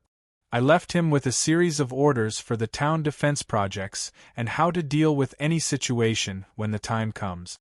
I will be in contact with the augur to check on the place from time to time. Now let's head to the ship. Wulfr seemed to have been waiting at the docks. Alina and Nurina came right after me. Hilda was crashing at Nurina's place, so she came with them. Good. Everyone is here, Hilda said, then looked at her ship and shouted the ramp. The large ship that was silent all the time became lively all of a sudden. Captain, you are back? Someone shouted. No, that's my ghost you are seeing. Oh. We'll go back to sleep then. The ramp, you dogs. Yes. Right away. The ramp. Move. Move. The captain will kill us. The situation is lively up there. The ramp came down and some men came down running. Captain, we're ready. We are very awake. No one was sleeping. Hilda was glaring at them and they were all shivering. That's how scary Hilda is when she glares. The men took all the luggage and carried it to the ship. We followed silently. The Guilty Crown was indeed a big ship, something that needs a lot of men to sail. This is not a ship anyone can mess with. Even my small ship was not a thing to compare. We were shown to the quarters and the place was amazing. I was very interested in how these big ships sail. The relationship here is much more strict than a normal ship, and all the sailors were armed and looked like professional fighters. As the sun rose, the ship set sail to the open sea. I really was amazed by how organized Hilda's sailors are. They seemed to be your friendly sailors in the beginning, but they were all powerful and able. Even compared to the pirates from the Bloodsail clan that I met. The ones here reminded me of the group of warriors that accompanied Alina back on Mount Anther. I was observing all that while enjoying the sea breeze on the deck. Jonhild, come, there is someone I want you to meet. Hilda called for me. Who? Just come. It's an old friend of mine. I followed Hilda to the stairs under the deck and arrived at a certain quarter with a large door. Hilda pushed the door open and looked in. Ylva, you are awake? She entered and signaled for me to follow. Just as I went in, I lost half of my brain cells. Holy bananas! Hilda, what in the world? Haha, that's my girl Ylva. Come, she won't bite. What I saw was a bit hard to describe. Let's just say this is a snow-white wolf that has grown a little bit too much. It has 2 long canines coming from its mouth, and its blue eyes were similar to Hilda's. It stood up and was a little bit taller than Hilda. She is a direwolf. Her kind has gone extinct a long time ago outside our clan, but there are some of them that live with our clan. I was not listening to Hilda at all. The wolf, or the direwolf in front of me, has taken all my attention. Direwolves are different from wolves, just like how the tigers are different from cats. Those who have an affinity with a certain guardian beast will have an affinity with the other variants of the beast. Just as I thought. If I remember correctly, there is no guardian beast from the spices of cats. Sigh. What a letdown. Haha. You are still thinking about cats, aren't you? Yeah. I heard you gave Bjorna a big scare that day. Yeah. I was mentally tired that day. Then, what about those whose guardian beasts are dragons, whales, moth? These ones can't be possibly raised. We have a moth cave. They live there around a certain kind of trees. The ones with an affinity to whales are good sailors. They are the reason why our clan is so good at sailing. The ones with an affinity to dragons are good with magic, but they are rare. Only one of them exists. Dragons. Interesting. Who might that be? You old man. Figures. This mysterious father of mine is becoming more and more interesting by the time. How does my father look like? Tall red hair. Other than that. Hilda smiled, but I didn't understand what that smile meant. You will meet him soon enough, she said and turned to the direwolf. You can rest now, Ylva, sleep if you can. Hilda patted the direwolf and talked to her. Ylva sat down whining to Hilda about something. Yeah, I know. Don't worry, we will reach ground soon. You can play as much as you want, Hilda said. They seemed to have a good understanding of each other. Anyway, after a short while their conversation ended. From that conversation, I learned how foolish do I look when I speak to Nefertiti in front of people like that. We went up to the deck again, and the quartermaster of Hilda told her that we arrived at a certain place. Then Hilda sent him to invite Nurina and the rest. What is going on? I asked. I have been waiting for this since last year. Hilda was excited for some reason. Don't tell me. You guys are having a rematch, aren't you? Hilda only smiled and went into her captain quarters. Good grief. This will turn into a serious headache. Chapter 120 Hilda vs. Nurina. Big special thanks to @Didos and @Darth Bane. You guys are awesome. Here, some cult robes and masks. We were there, on an island, in the middle of B*M*F***K nowhere. After Hilda invited Nurina to the duel, the ship stopped by a wide flat island that didn't seem to have anything living on it. Hilda came out of her quarters with a sword, an axe and a spear, wearing a full plate armor that looked super cool. Nurina came wearing a blue long skirt and a cuirass made of thin malachite metal. She was also wearing a crown that gave a strong magical feeling. She had 5 staves on her back. How many years have passed since I saw her in her battle gear? Old witch, this won't go like last time. I know, red hag. This time you will eat dirt. For some reason, their fighting spirits were the real deal. Even I was having cold sweat all over my body, let alone anyone else. Hilda's aura was overpowering and domineering, and Nurina's magic was cold, murderous and heavy. After we went on the island, Ylva followed us, as it seems that she hates ships. We gathered in a good spot and sat down as Hilda and Nurina were trash-talking each other. I sat there. Beside me was Wulfr, who was sharing a drink with me. Alina and Jull sat a bit to the back, while Ylva was just watching while lying down. For some reason Jull and Nefertiti were having a hard time focusing. Jon, she's called Ylva. And she is a direwolf. Like the ones from the children tales? Probably. Homan, big doggo. Come here. Don't get scared. Naya, big doggo, looking this way. Just keep calm and don't look at her. It seems that Ylva left a strong impression on them. Alina, you have seen Hilda fight before, right? How dangerous can she get? I asked. Last time was 3 years ago. She was fighting a necromancer from Blackbone clan, and she was still trying out the restoration magic. Things were pretty scary that day. Blackbone clan? Interesting. If I remember, Hilda can only use restoration magic that my mysterious old man taught her. Senior, what about Master? Sigh. 7 years ago, I and the cranky old man who used to teach me hunting were being chased by witches when we trespassed their territory. Let's just say when Nurina showed up, she played them as if they were children. That was a long time ago, and Nurina's power has increased by leaps and bounds since that day. After a round of trash-talking, they suddenly quieted down and looked at each other. Hilda's hair was completely covered under her helmet but appeared from its back. She held her big axe and looked at Nurina. Nurina was just chilling while giving Hilda a cold gaze. Nurina was entirely focused like that.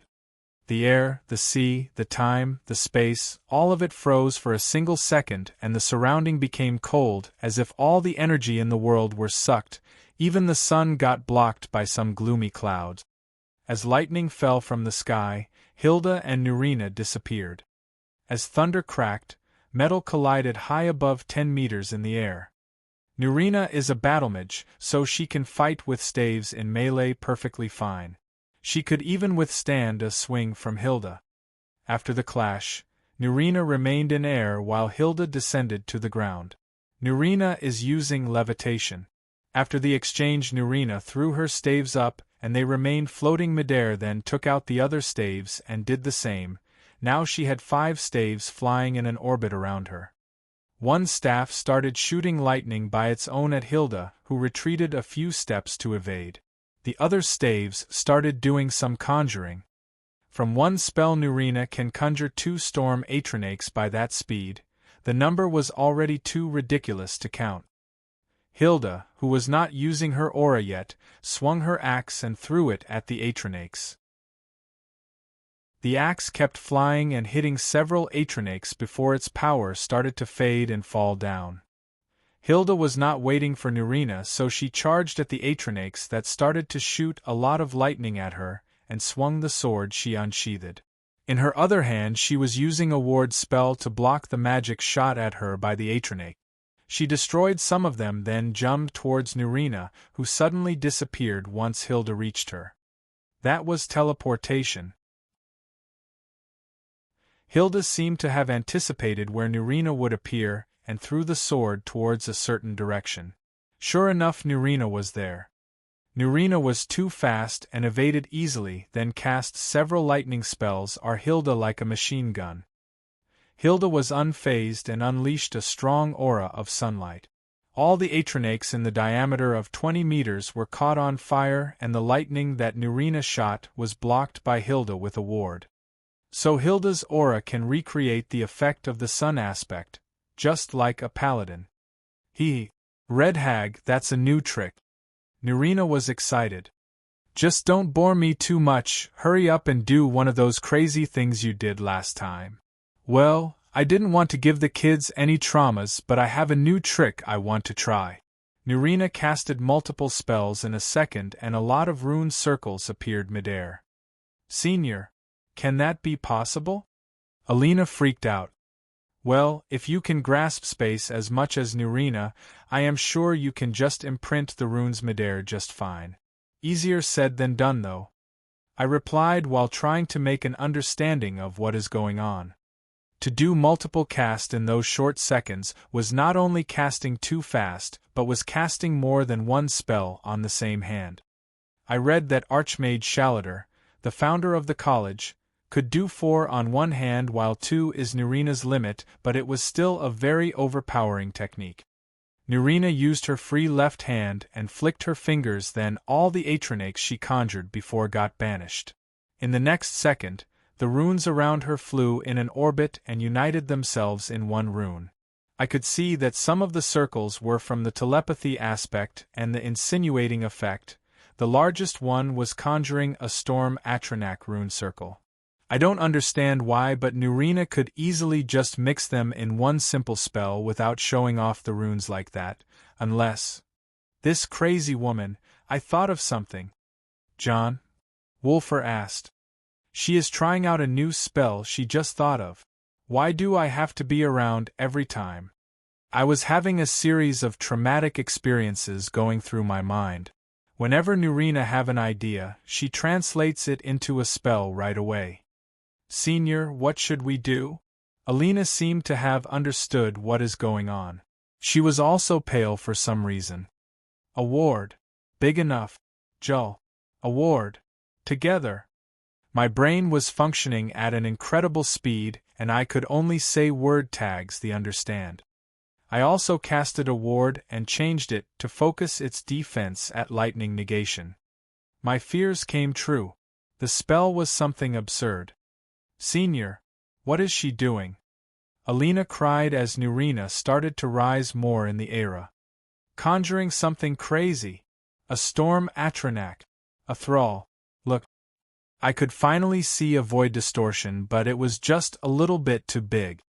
Before anything appeared from there, lightning came out. It was some wild lightning that struck anywhere randomly. This was a mark that the spell wasn't stable, but it still didn't crumble. Ha! Jon, look at that.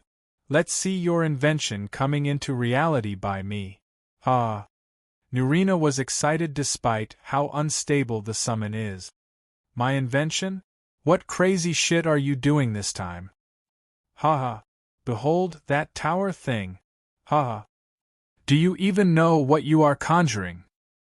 I forgot its name. Nurina paused her crazy laughter and thought for a while, then decided it is okay. The mutated atronach was summoned and it started shooting lightning everywhere. Jon. Isn't that… Wulfr recognized it. This crazy Dunmare. I was dumbfounded. Nurina conjured a giant storm atronach that was almost 15 meters long. From the energy I could sense, this thing was a highly potent atronach to be conjured in that size. This is a storm atronach Tesla tower. Something I and Wulfr researched together, but we meant to make it into a mechanical weapon, not an atronach. That Tesla tower was shooting its lightning everywhere, not even targeting Hilda the way it should be. This spell is simply broken. Ha! See that, red hag? Hilda, who was smiling, held the spear on her back and cracked her neck. Looks like I need to get serious too. Sorry, Jon. But Mother is not losing in front of you like that. Hilda's aura changed. It was holy and warm like a paladin just a while ago, now it started to take a bloody feeling as if there is real blood in the air. Oh no! Alina turned from pale to yellow. What is it? This aura. It is bad news. Why? I shouted as I couldn't hear from the blowing wind and the repeated thunder cracks. Have you ever heard of the Bloody Hilda? Ah, isn't that Hilda's name call when she went on rampage 10 years ago? Well, you're about to know why she got the name. I looked back at Hilda, who had gone into a berserking state and started running towards the Storm Atronach Tesla Tower in high speed. Once she was halfway through, she made a scary shout. Su grh done. Hilda performed a Thursdayum, and her speed became so fast that it was akin to a speeding car. That shout is called Elemental Fury, speed-related. No time to explain. Nurina put her 4 staves into a star formation and shot a lightning beam from them. Hilda was fast and could evade. She didn't head straight to the Storm Atronach Tesla Tower, but she took a little turn and held her spear. In just 1 second she threw the spear at the Storm Atronach Tesla Tower. The spear traveled in the air in a red beam and exploded when it came in contact with the Storm Atronach Tesla Tower. Half of the gigantic Atronach crumbled, and its unstable nature started to affect its function as it started shooting lightning madly. Gahahaha! Old witch, that thing is merely so? Hilda was in the same crazed state of Nurina. Don't underestimate me. Now. Nurina did something absurd again and cast a spell at the Atronach. This spell is Consume Power. It makes the summoned creatures stronger for a short period of time, then they die. This is bad. The Storm Atronach Tesla Tower started to glow and its power became intense. It will get blown up any second now. Ha! That's the spirit, old witch. Bring it on, Red Hag. These two had completely gone berserk. Hilda ran towards Nurina while performing another shout. Lam Aringen Kron. And this is the moment when all things went wrong. Jon, that Thursdayum is? It is not a Thursdayum from the game, but I understood each word. Lam means water. Rin means wave. Kron means gulp, that. I pointed at the sea on behind Hilda. Kron means tide. Chapter 121. We are home, Jonhild. Achoo. Yep. You deserve it. I am happy you guys are like this. It was a miracle we survived that tidal wave. The wave swept the small island and removed it from the place completely, as if it never existed in that place before. I just didn't want to imagine how crazy would it get when the sea water and that Storm Atronach bump into each other, so I carried Jull in a hand and Nefertiti the other, then ran back to the ship. Wulfr, Alina and Ylva followed and jumped back on the ship. Just after we arrived, the disaster occurred. Well, everyone already knows what electricity plus water means. After the water settled down, Ylva jumped in the water and fished 2 passed out Hilda and Nurina. The direwolf was carrying them both in her mouth and threw them on the deck.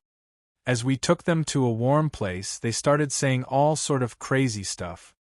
How did it look like? Which one of us won? Hilda was asking in a maddened state. No one replied. Still, Nurina and Hilda were looking me. Especially me. Jonhild. Tell me I was the better mom, right? Hilda said. So that was what the fight is all about. Red Hag. It is still too early for you. Of course this is my win. Shut up, old witch. You are just afraid of losing. Tell me, Jonhild. You both are. Sigh. You know what? I am out of here. It seems that electricity plus water has made a score on their minds. I can grasp the way their heads work when it gets like that. If all the Firemanes are like that, then I will pack my things and leave. Nurina is already a mental burden as she is. I am not ready to waste what is left of my brain cells on some brainless warmongers. Anyway, this fight proved many things. I can't look down on the hidden clans at all. If Hilda is already that crazy strong fighter and a voice master above all that, then there should be more among those clans, and I need to get to the bottom of why there are some voice masters like her, Alina, and Alina's father. It really was bothering me, but still, my Thursday is far stronger than them. One more thing. The Moonblade clan has a sacred ground, that is Mount Anther, where one can find a word wall. If every clan is like that, then there are a relationship between the clans, the word walls, and many other things, including these weird bloodlines. I guess a real world sure has more than what a game can offer. I wanted to ask all these questions, but I think some answers should just come on their own. I don't want to answer many questions about myself too, especially when I am fooling around with that dragon prophecy. I mean, it is fun, but it will backfire on me when things get crazy few years from now. Still, I will surely laugh hard at that. I am preparing a bigger prank for that day.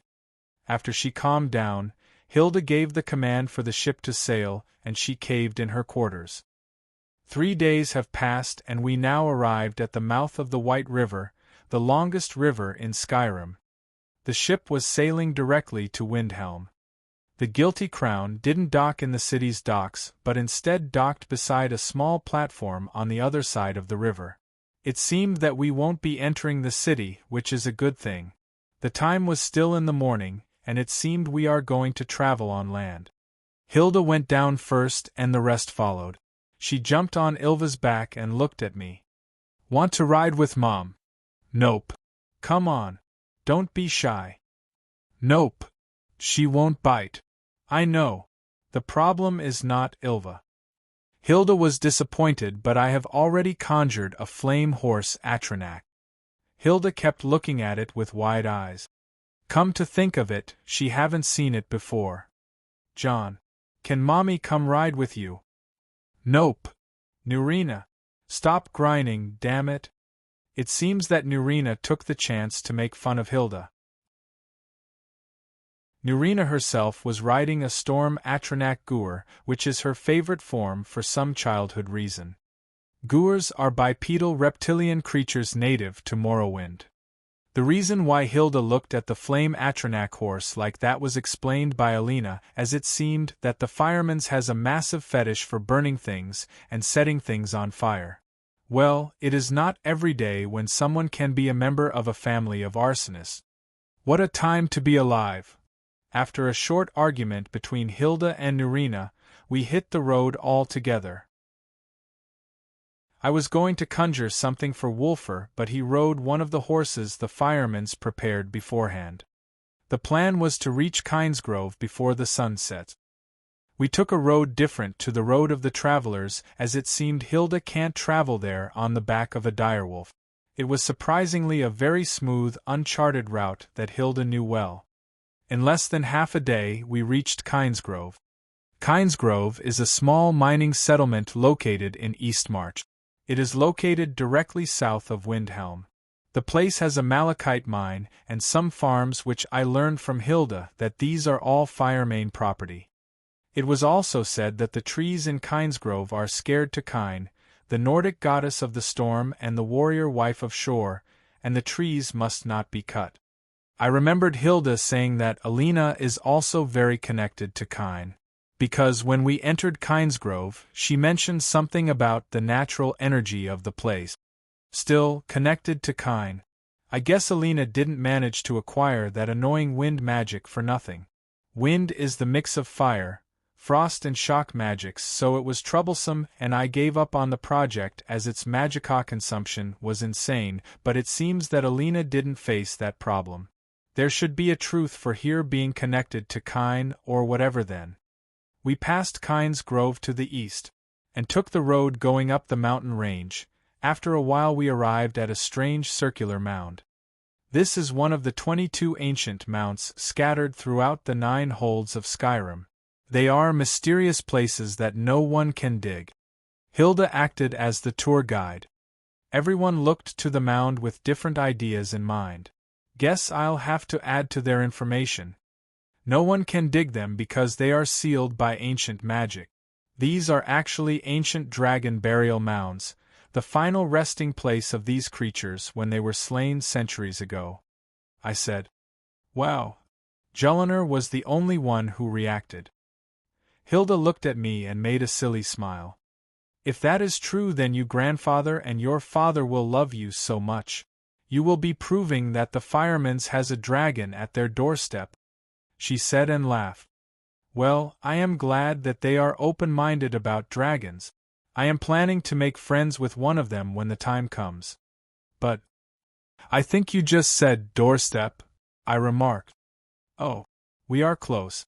Let's hurry before dinner, Hilda said, and Ylva ran fast.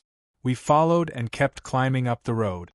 The area started to get colder, but we then arrived at the foot of a standing mountain. No one talked as we expected more. Hilda then took out a horn and blew it. After a few seconds, part of the mountain's wall moved. Haha, this is cool. I've never seen a house with a door horn before, I said.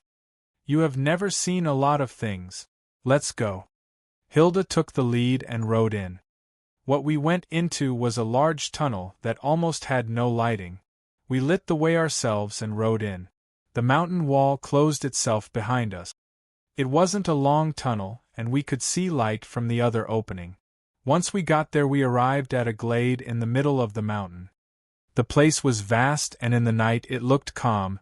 It had a lot of green lands and a big lake. It looked so calm and peaceful, as if it is disconnected from the outside world. And it actually is. A large settlement appeared at the other end of the glade, and it seemed as if there was a large building in its end. A fortress of some sort. The houses of the settlement appeared to be normal and had its lights on. No one would believe a normal place like that exists in such a disconnected area. Except it is not normal when one rethink it again. Hilda jumped down from the back of Ylva and kept patting her and said that she will come check on her later. Ylva then left on her own. Doesn't she live with you? I asked. No, she has her own home and family. Make no mistake, Ylva is not anything like a pet. She is a friend and partner in crime. Hilda said the last part with a laugh. I guess she is right. Ylva always acted naturally and calmly. She didn't carry a saddle for Hilda to ride on too. Hilda, you arrived, an old voice sounded. O.L. Mord, you are on the gate duty tonight? Hilda replied back. It seems this old man was the one who opened the gate. Yes, yes. Shall I bring you a horse to ride home? He asked. No. No need. Hilda waved for him and he smiled and left. She then looked at me. I have nothing to ride now, so I will be riding with you, Jonhild. Hilda moved so fast and jumped behind me. Sigh. I guess I should be glad this is not a real horse. Let's hurry. Let's hurry. I smell dinner from here. I rode forward, but I could hear her saying something to me in a faint voice. We are home, Jonhild. Chapter 122, Firemane 1. Extra large thanks to @Paolo Partizani. The cult has a new member. Part of me always really wanted to have all that. A family. There are many things I did realize about myself that changed a lot throughout the years.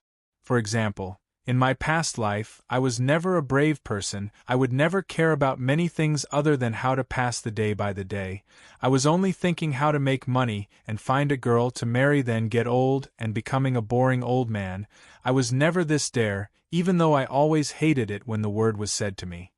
However, part of me is still the same old rascal who liked pranks. The super nerd part also stuck around. At first, one may think that those were nothing but changes in personality because of getting the experience of doing new things in a new world. But I feel it is a bit different, too different from my old way of life. It made me afraid at first because the old me hated change, but I decided to give up a little on trying to contain a certain part of me and to let it have its ways more often. That part of me gave me a lot of opportunities and helped me make a lot of friends. That part of me is felt a lot of happiness when it saw all those people who look exactly like the current me. I neglected thinking about that part many times, but I realized it always had a share in control, always had a hand on the wheel, the one I can never refuse, the one who wants to hug Hilda and tell her how much it loved her and how it missed her, the one that wants to get along with everyone in this room around me. It can't go out of my control, but it had an influence on me. The influence that pushes me to be a proud Nord, to be a bit racist, to love doing the right things, and to be a wolf that likes to have a lot of beauties around. This is the original Jon. The one whose Hilda gave birth to 16 years ago. I, as a whole person, am not the one from my past life anymore, and also not the original Jon himself. I am but a new person who got to have the both characters in his system. I can be a foolhardy Nord and a tactful otherworlder in the same time because of the two inside my head. Let's think of it as I am the best of both worlds.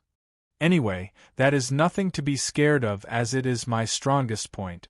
I managed to make a lot of things only thanks to the mentality I inherited from both of the Otherworld a lawyer and Jonhild Firemane. But still, I need to see to this situation around me. It looks I have kept silent in my head long enough, and that old man is looking at me like a predator that found its prey trying to scare me. Hee hee. As if I care though. Back to the present. Jonhild, put down your hood when you walk into the town. Your red hair is what you should show off the most. The town has some houses that serve our clan, so make sure to get along with them. The people inside the fort are your family, your brothers and sisters. They won't resist the idea of testing your mettle, but you can always beat them up. Also, when you meet with your grandpa, don't let him intimidate you. You can try to beat him too, but I doubt you can. Hilda started reading the Firemane manual book on me. I was listening and nodding, feeling not bothered at all of being instructed like that. I truly just wanted to listen to these words forever. Every fiber of my being would just obey them. Still, I am more interested in the things I shouldn't do among the Firemanes. You know, that part which is always written in the last page, which everyone neglects reading and always gets into trouble. I was a bit bothered by that. Haha. I guess you are right. Listen, your case is special for more than one reason that I will explain later, so the clan will treat you with care no matter what you do. The most important thing is not to harm your fellow clansmen or the townsfolk, and never cause harm any member of the beast tribes that live in the glade with us. I get it, but beast tribes? There are 6 of them. 7 if you count the ancestor moth glade. Holy shit. You have an ancestor moth glade. I freaked out. This is seriously unexpected, but still possible. The ancestor moth bears a close resemblance to the Atlas moth, the largest moth in the silk moth family. These insects has a cult dedicated to them, and it is known as the ancestor moth cult. They raise the moth and use their silk. Also, due to a certain characteristic in the ancestor moth, being around them helps with reading the Elder Scrolls. They were here before our clan finds this place. The original natives of the area, if you want to call them that way. You know that there are several ancestor moth glades throughout Skyrim, and it is not that unusual, right? I know, but I have never been to any, I said. Well, as I was saying, the rules are simple. Don't harm anyone from the clan, don't cause trouble in the outside world for our clan, and don't look down on people just because you belong to the clan. I am fine with the first as long as no one is bothering me. The second is a bit hard to control as I have a full influence over a hold now. The third is not a problem. I will even not reveal my identity to not be targeted by the clan enemies. Well, regarding the first rule and between you and me, you can beat oblivion out of anyone you want, just don't get them bedridden. As long as they can walk after it. What if I got bullied or got some unfavorable treatment? You know I won't be staying, right? No one dares. Hilda said in a cold tone, kinda scared me there. I'll take your words for it, I said. The town looked nice but was dormant and quiet. We actually are arriving late at night, which is pretty convenient to me. I don't want to interact with a lot of people. The building style reassembled, that of Whiterun Hold, which have triangular roofs with dragon heads on top of it. It was nice. In the end of the glade, there appeared a large stone wall with some people holding torches on top of it. Hilda signaled to them, and the gate of the fort opened. We walked past in. I thought this was the end of the glade, but it seemed there is more. As we rode in, I noticed that we are at a place like a training yard. There were many guards around, and all they were doing was staring at us. Hilda urged me to ride forward, and we arrived at another gate that opened once we arrived. I could see a keep after that gate. I rode forward to it, and its gate opened. "Oh, the third lady has arrived," someone announced. The keep inside appeared to have a stable, which made me know that this is where the ride ends, so I jumped down from the flame Atronach horse, and everyone followed my pace. "Auntie!" 2 children with red hair came from the stables running at Hilda. "Heh! You two aren't sleeping yet?" Hilda received them and carried them both up. They seemed to be a boy and a girl. Twins. "We heard that you will be having a child. We came to play with him," the boy said. "I said it will be a girl. I will play with her," the girl said. Hilda was speechless. Alina and the rest were laughing inwardly. "Sigh. Kid. They can be merciless. And how did you two find out?" Hilda seemed to have spotted another problem. If I remember, my arrival to the clan was something that was supposed to have been handled quietly. "We heard Hafthor talking about it with Vladimir," the girl said. "They also said that Alina will be coming," the boy said. Sigh. They don't just shut up, do they? Hilda looked tired. She then put down the kids and looked at me. "Jonhild, this is Eirik and Signy, son and daughter to your Uncle Hermod." I looked at the 2 brats who seemed to be cute at the first glance but felt a bit too naughty. They also looked towards me, but they weren't focused on me at all. "Figures. Auntie, is that horse on fire?" It seemed that what Alina said was true. "Can we take to the stable?" the girl asked me. Those eyes. She is making puppy eyes. Who do you think I am? I have the greatest skill of them all. Puppy eye resistance, show your effect. Too bad for you. I am a cat person. I cast banish on the flame Atronach horse. Like it now, puppy eye heathen? The girl, Signy, was shocked when the Atronach disappeared in the void. "That was just magic, Signy. Big brother Jonhild can teach it to you, right, Jonhild?" Hilda smiled at me, but she seemed annoyed for some reason. "Really?" The girl, who was on the verge of crying, became excited. "Humph. As long as you ditch the false puppy eye creed and follow the teachings of the holy cat, then it is a yes." "Yay." The girl became happy. "Auntie, weren't you bringing away your child? Isn't that one an adult already?" The boy Eirik seemed to have noticed at last. Well, Hilda was about to explain. "It is because I follow the teachings of the cat goddess. I can become an adult in not time." I interrupted. "Whoa!" The boy was taken by awe too. "Fufufu. This clan has never recognized cats as sacred beasts before, but my arrival here will mark the day of the change. Or I found a new prank to play on kids. Either way, the first 2 cousins I met were friendly enough. Let's hope it turns out well." Chapter 123 Firemane 2, Grandpa Tormund. As we walked in the fort, it wasn't too long since we arrived at a hall. Let's just say, those people who hated redheads from my past life will kill themselves if they saw that scene. Every single head has a degree of red on it.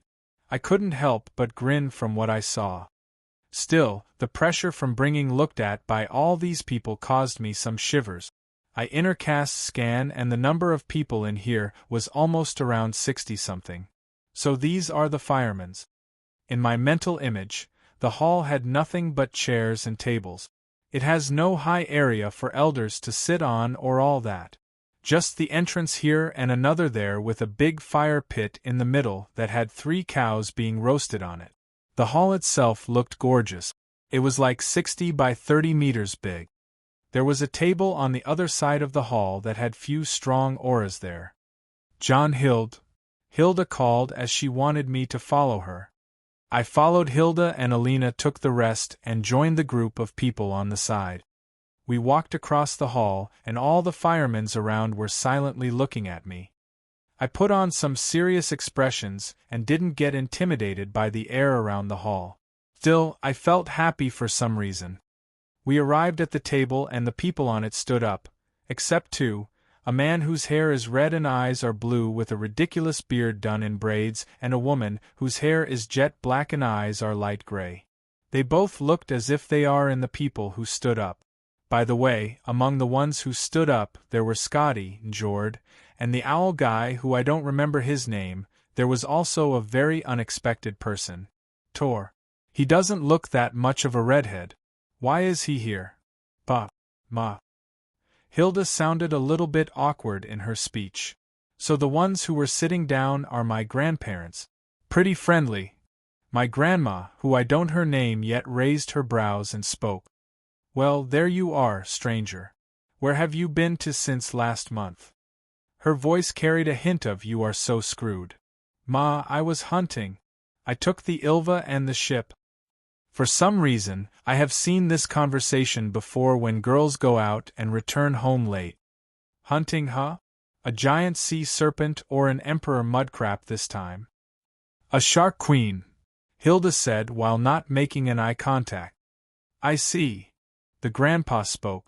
By any chance, did you use a keg of fire honey wine as a bait? Fire honey wine? Wasn't that the wine Hilda and Nuri? Oh, I see.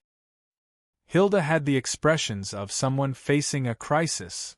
The 2 were gazing coldly at her to the point I could feel their gaze. I had to take a step away from her. Hilda felt it and looked at me as if she felt like being betrayed. Father, this is Joe. She pointed at me and tried to change the subject, but her words were cut in. I know who he is, we still aren't done with you, the man said. For some reason, all the attention switched from me to Hilda completely. Hilda, who was getting smaller and smaller, seemed like she got enough of it and looked at the man with a sneer. You know what, it was delicious. I drank the whole keg with my friend in 2 days. John got some too. Hilda seemed to have come to a realization that the only way out of this is forward. You drank the whole keg? The man's face turned pale. Till the very last drop.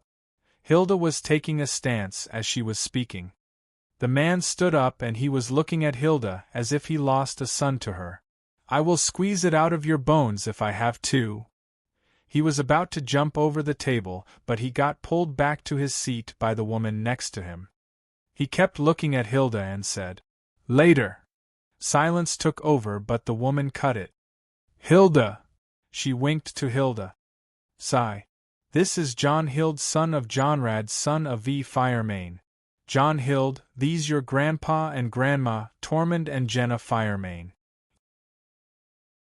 Tormund and Jenna. From what I see, grandpa is a Firemane but grandma is a Moonblade. They all looked at me and smiled gently. This is Njord, you met him before. He is your oldest uncle, this Bragi my second brother, Balder the third, Forseti, Heimdall, Scotty my twin, Tyr, Hermod, and the youngest is Vala. I recognized these set of names. They all nodded with a smile. Still, that is a lot to take in. I've met Njord and Scotty before. Forseti is the guy I met in Dawnstar, who had an owl on his shoulder, and he also gave me a hand in acquiring my first ship. I also met Tyr in Dawnstar, but he called himself Tor, and was with a man I called Old John and another who was called Glemmet. So he is a Firemane and an uncle to me at that. His hair is not red though, it is a bit brown. If you are wondering about Tyr, then he just didn't inherit the Fireborn blood, but he inherited the Moonborn blood with the Titanborn blood too. He is half a Firemane and half Moonblade. Hilda seemed to have read my mind. Yeah, we met in Dawnstar and he taught me stuff about the aura, I said. Good, you remember? Did you manage to release it? Tyr asked me. Naturally, I said. The aura is not hard to use.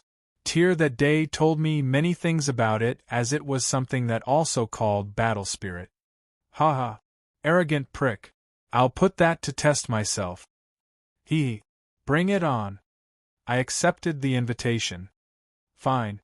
Jonhild, this is the rest of the family. This is Zand, Gunmar, Phrygia, Senna, Zel, Veka, Vladimir, Ragnar, Lela, Kara, Hafthor, Bjorna, Ingrid, Valka, Rita, Eirik, and Signy.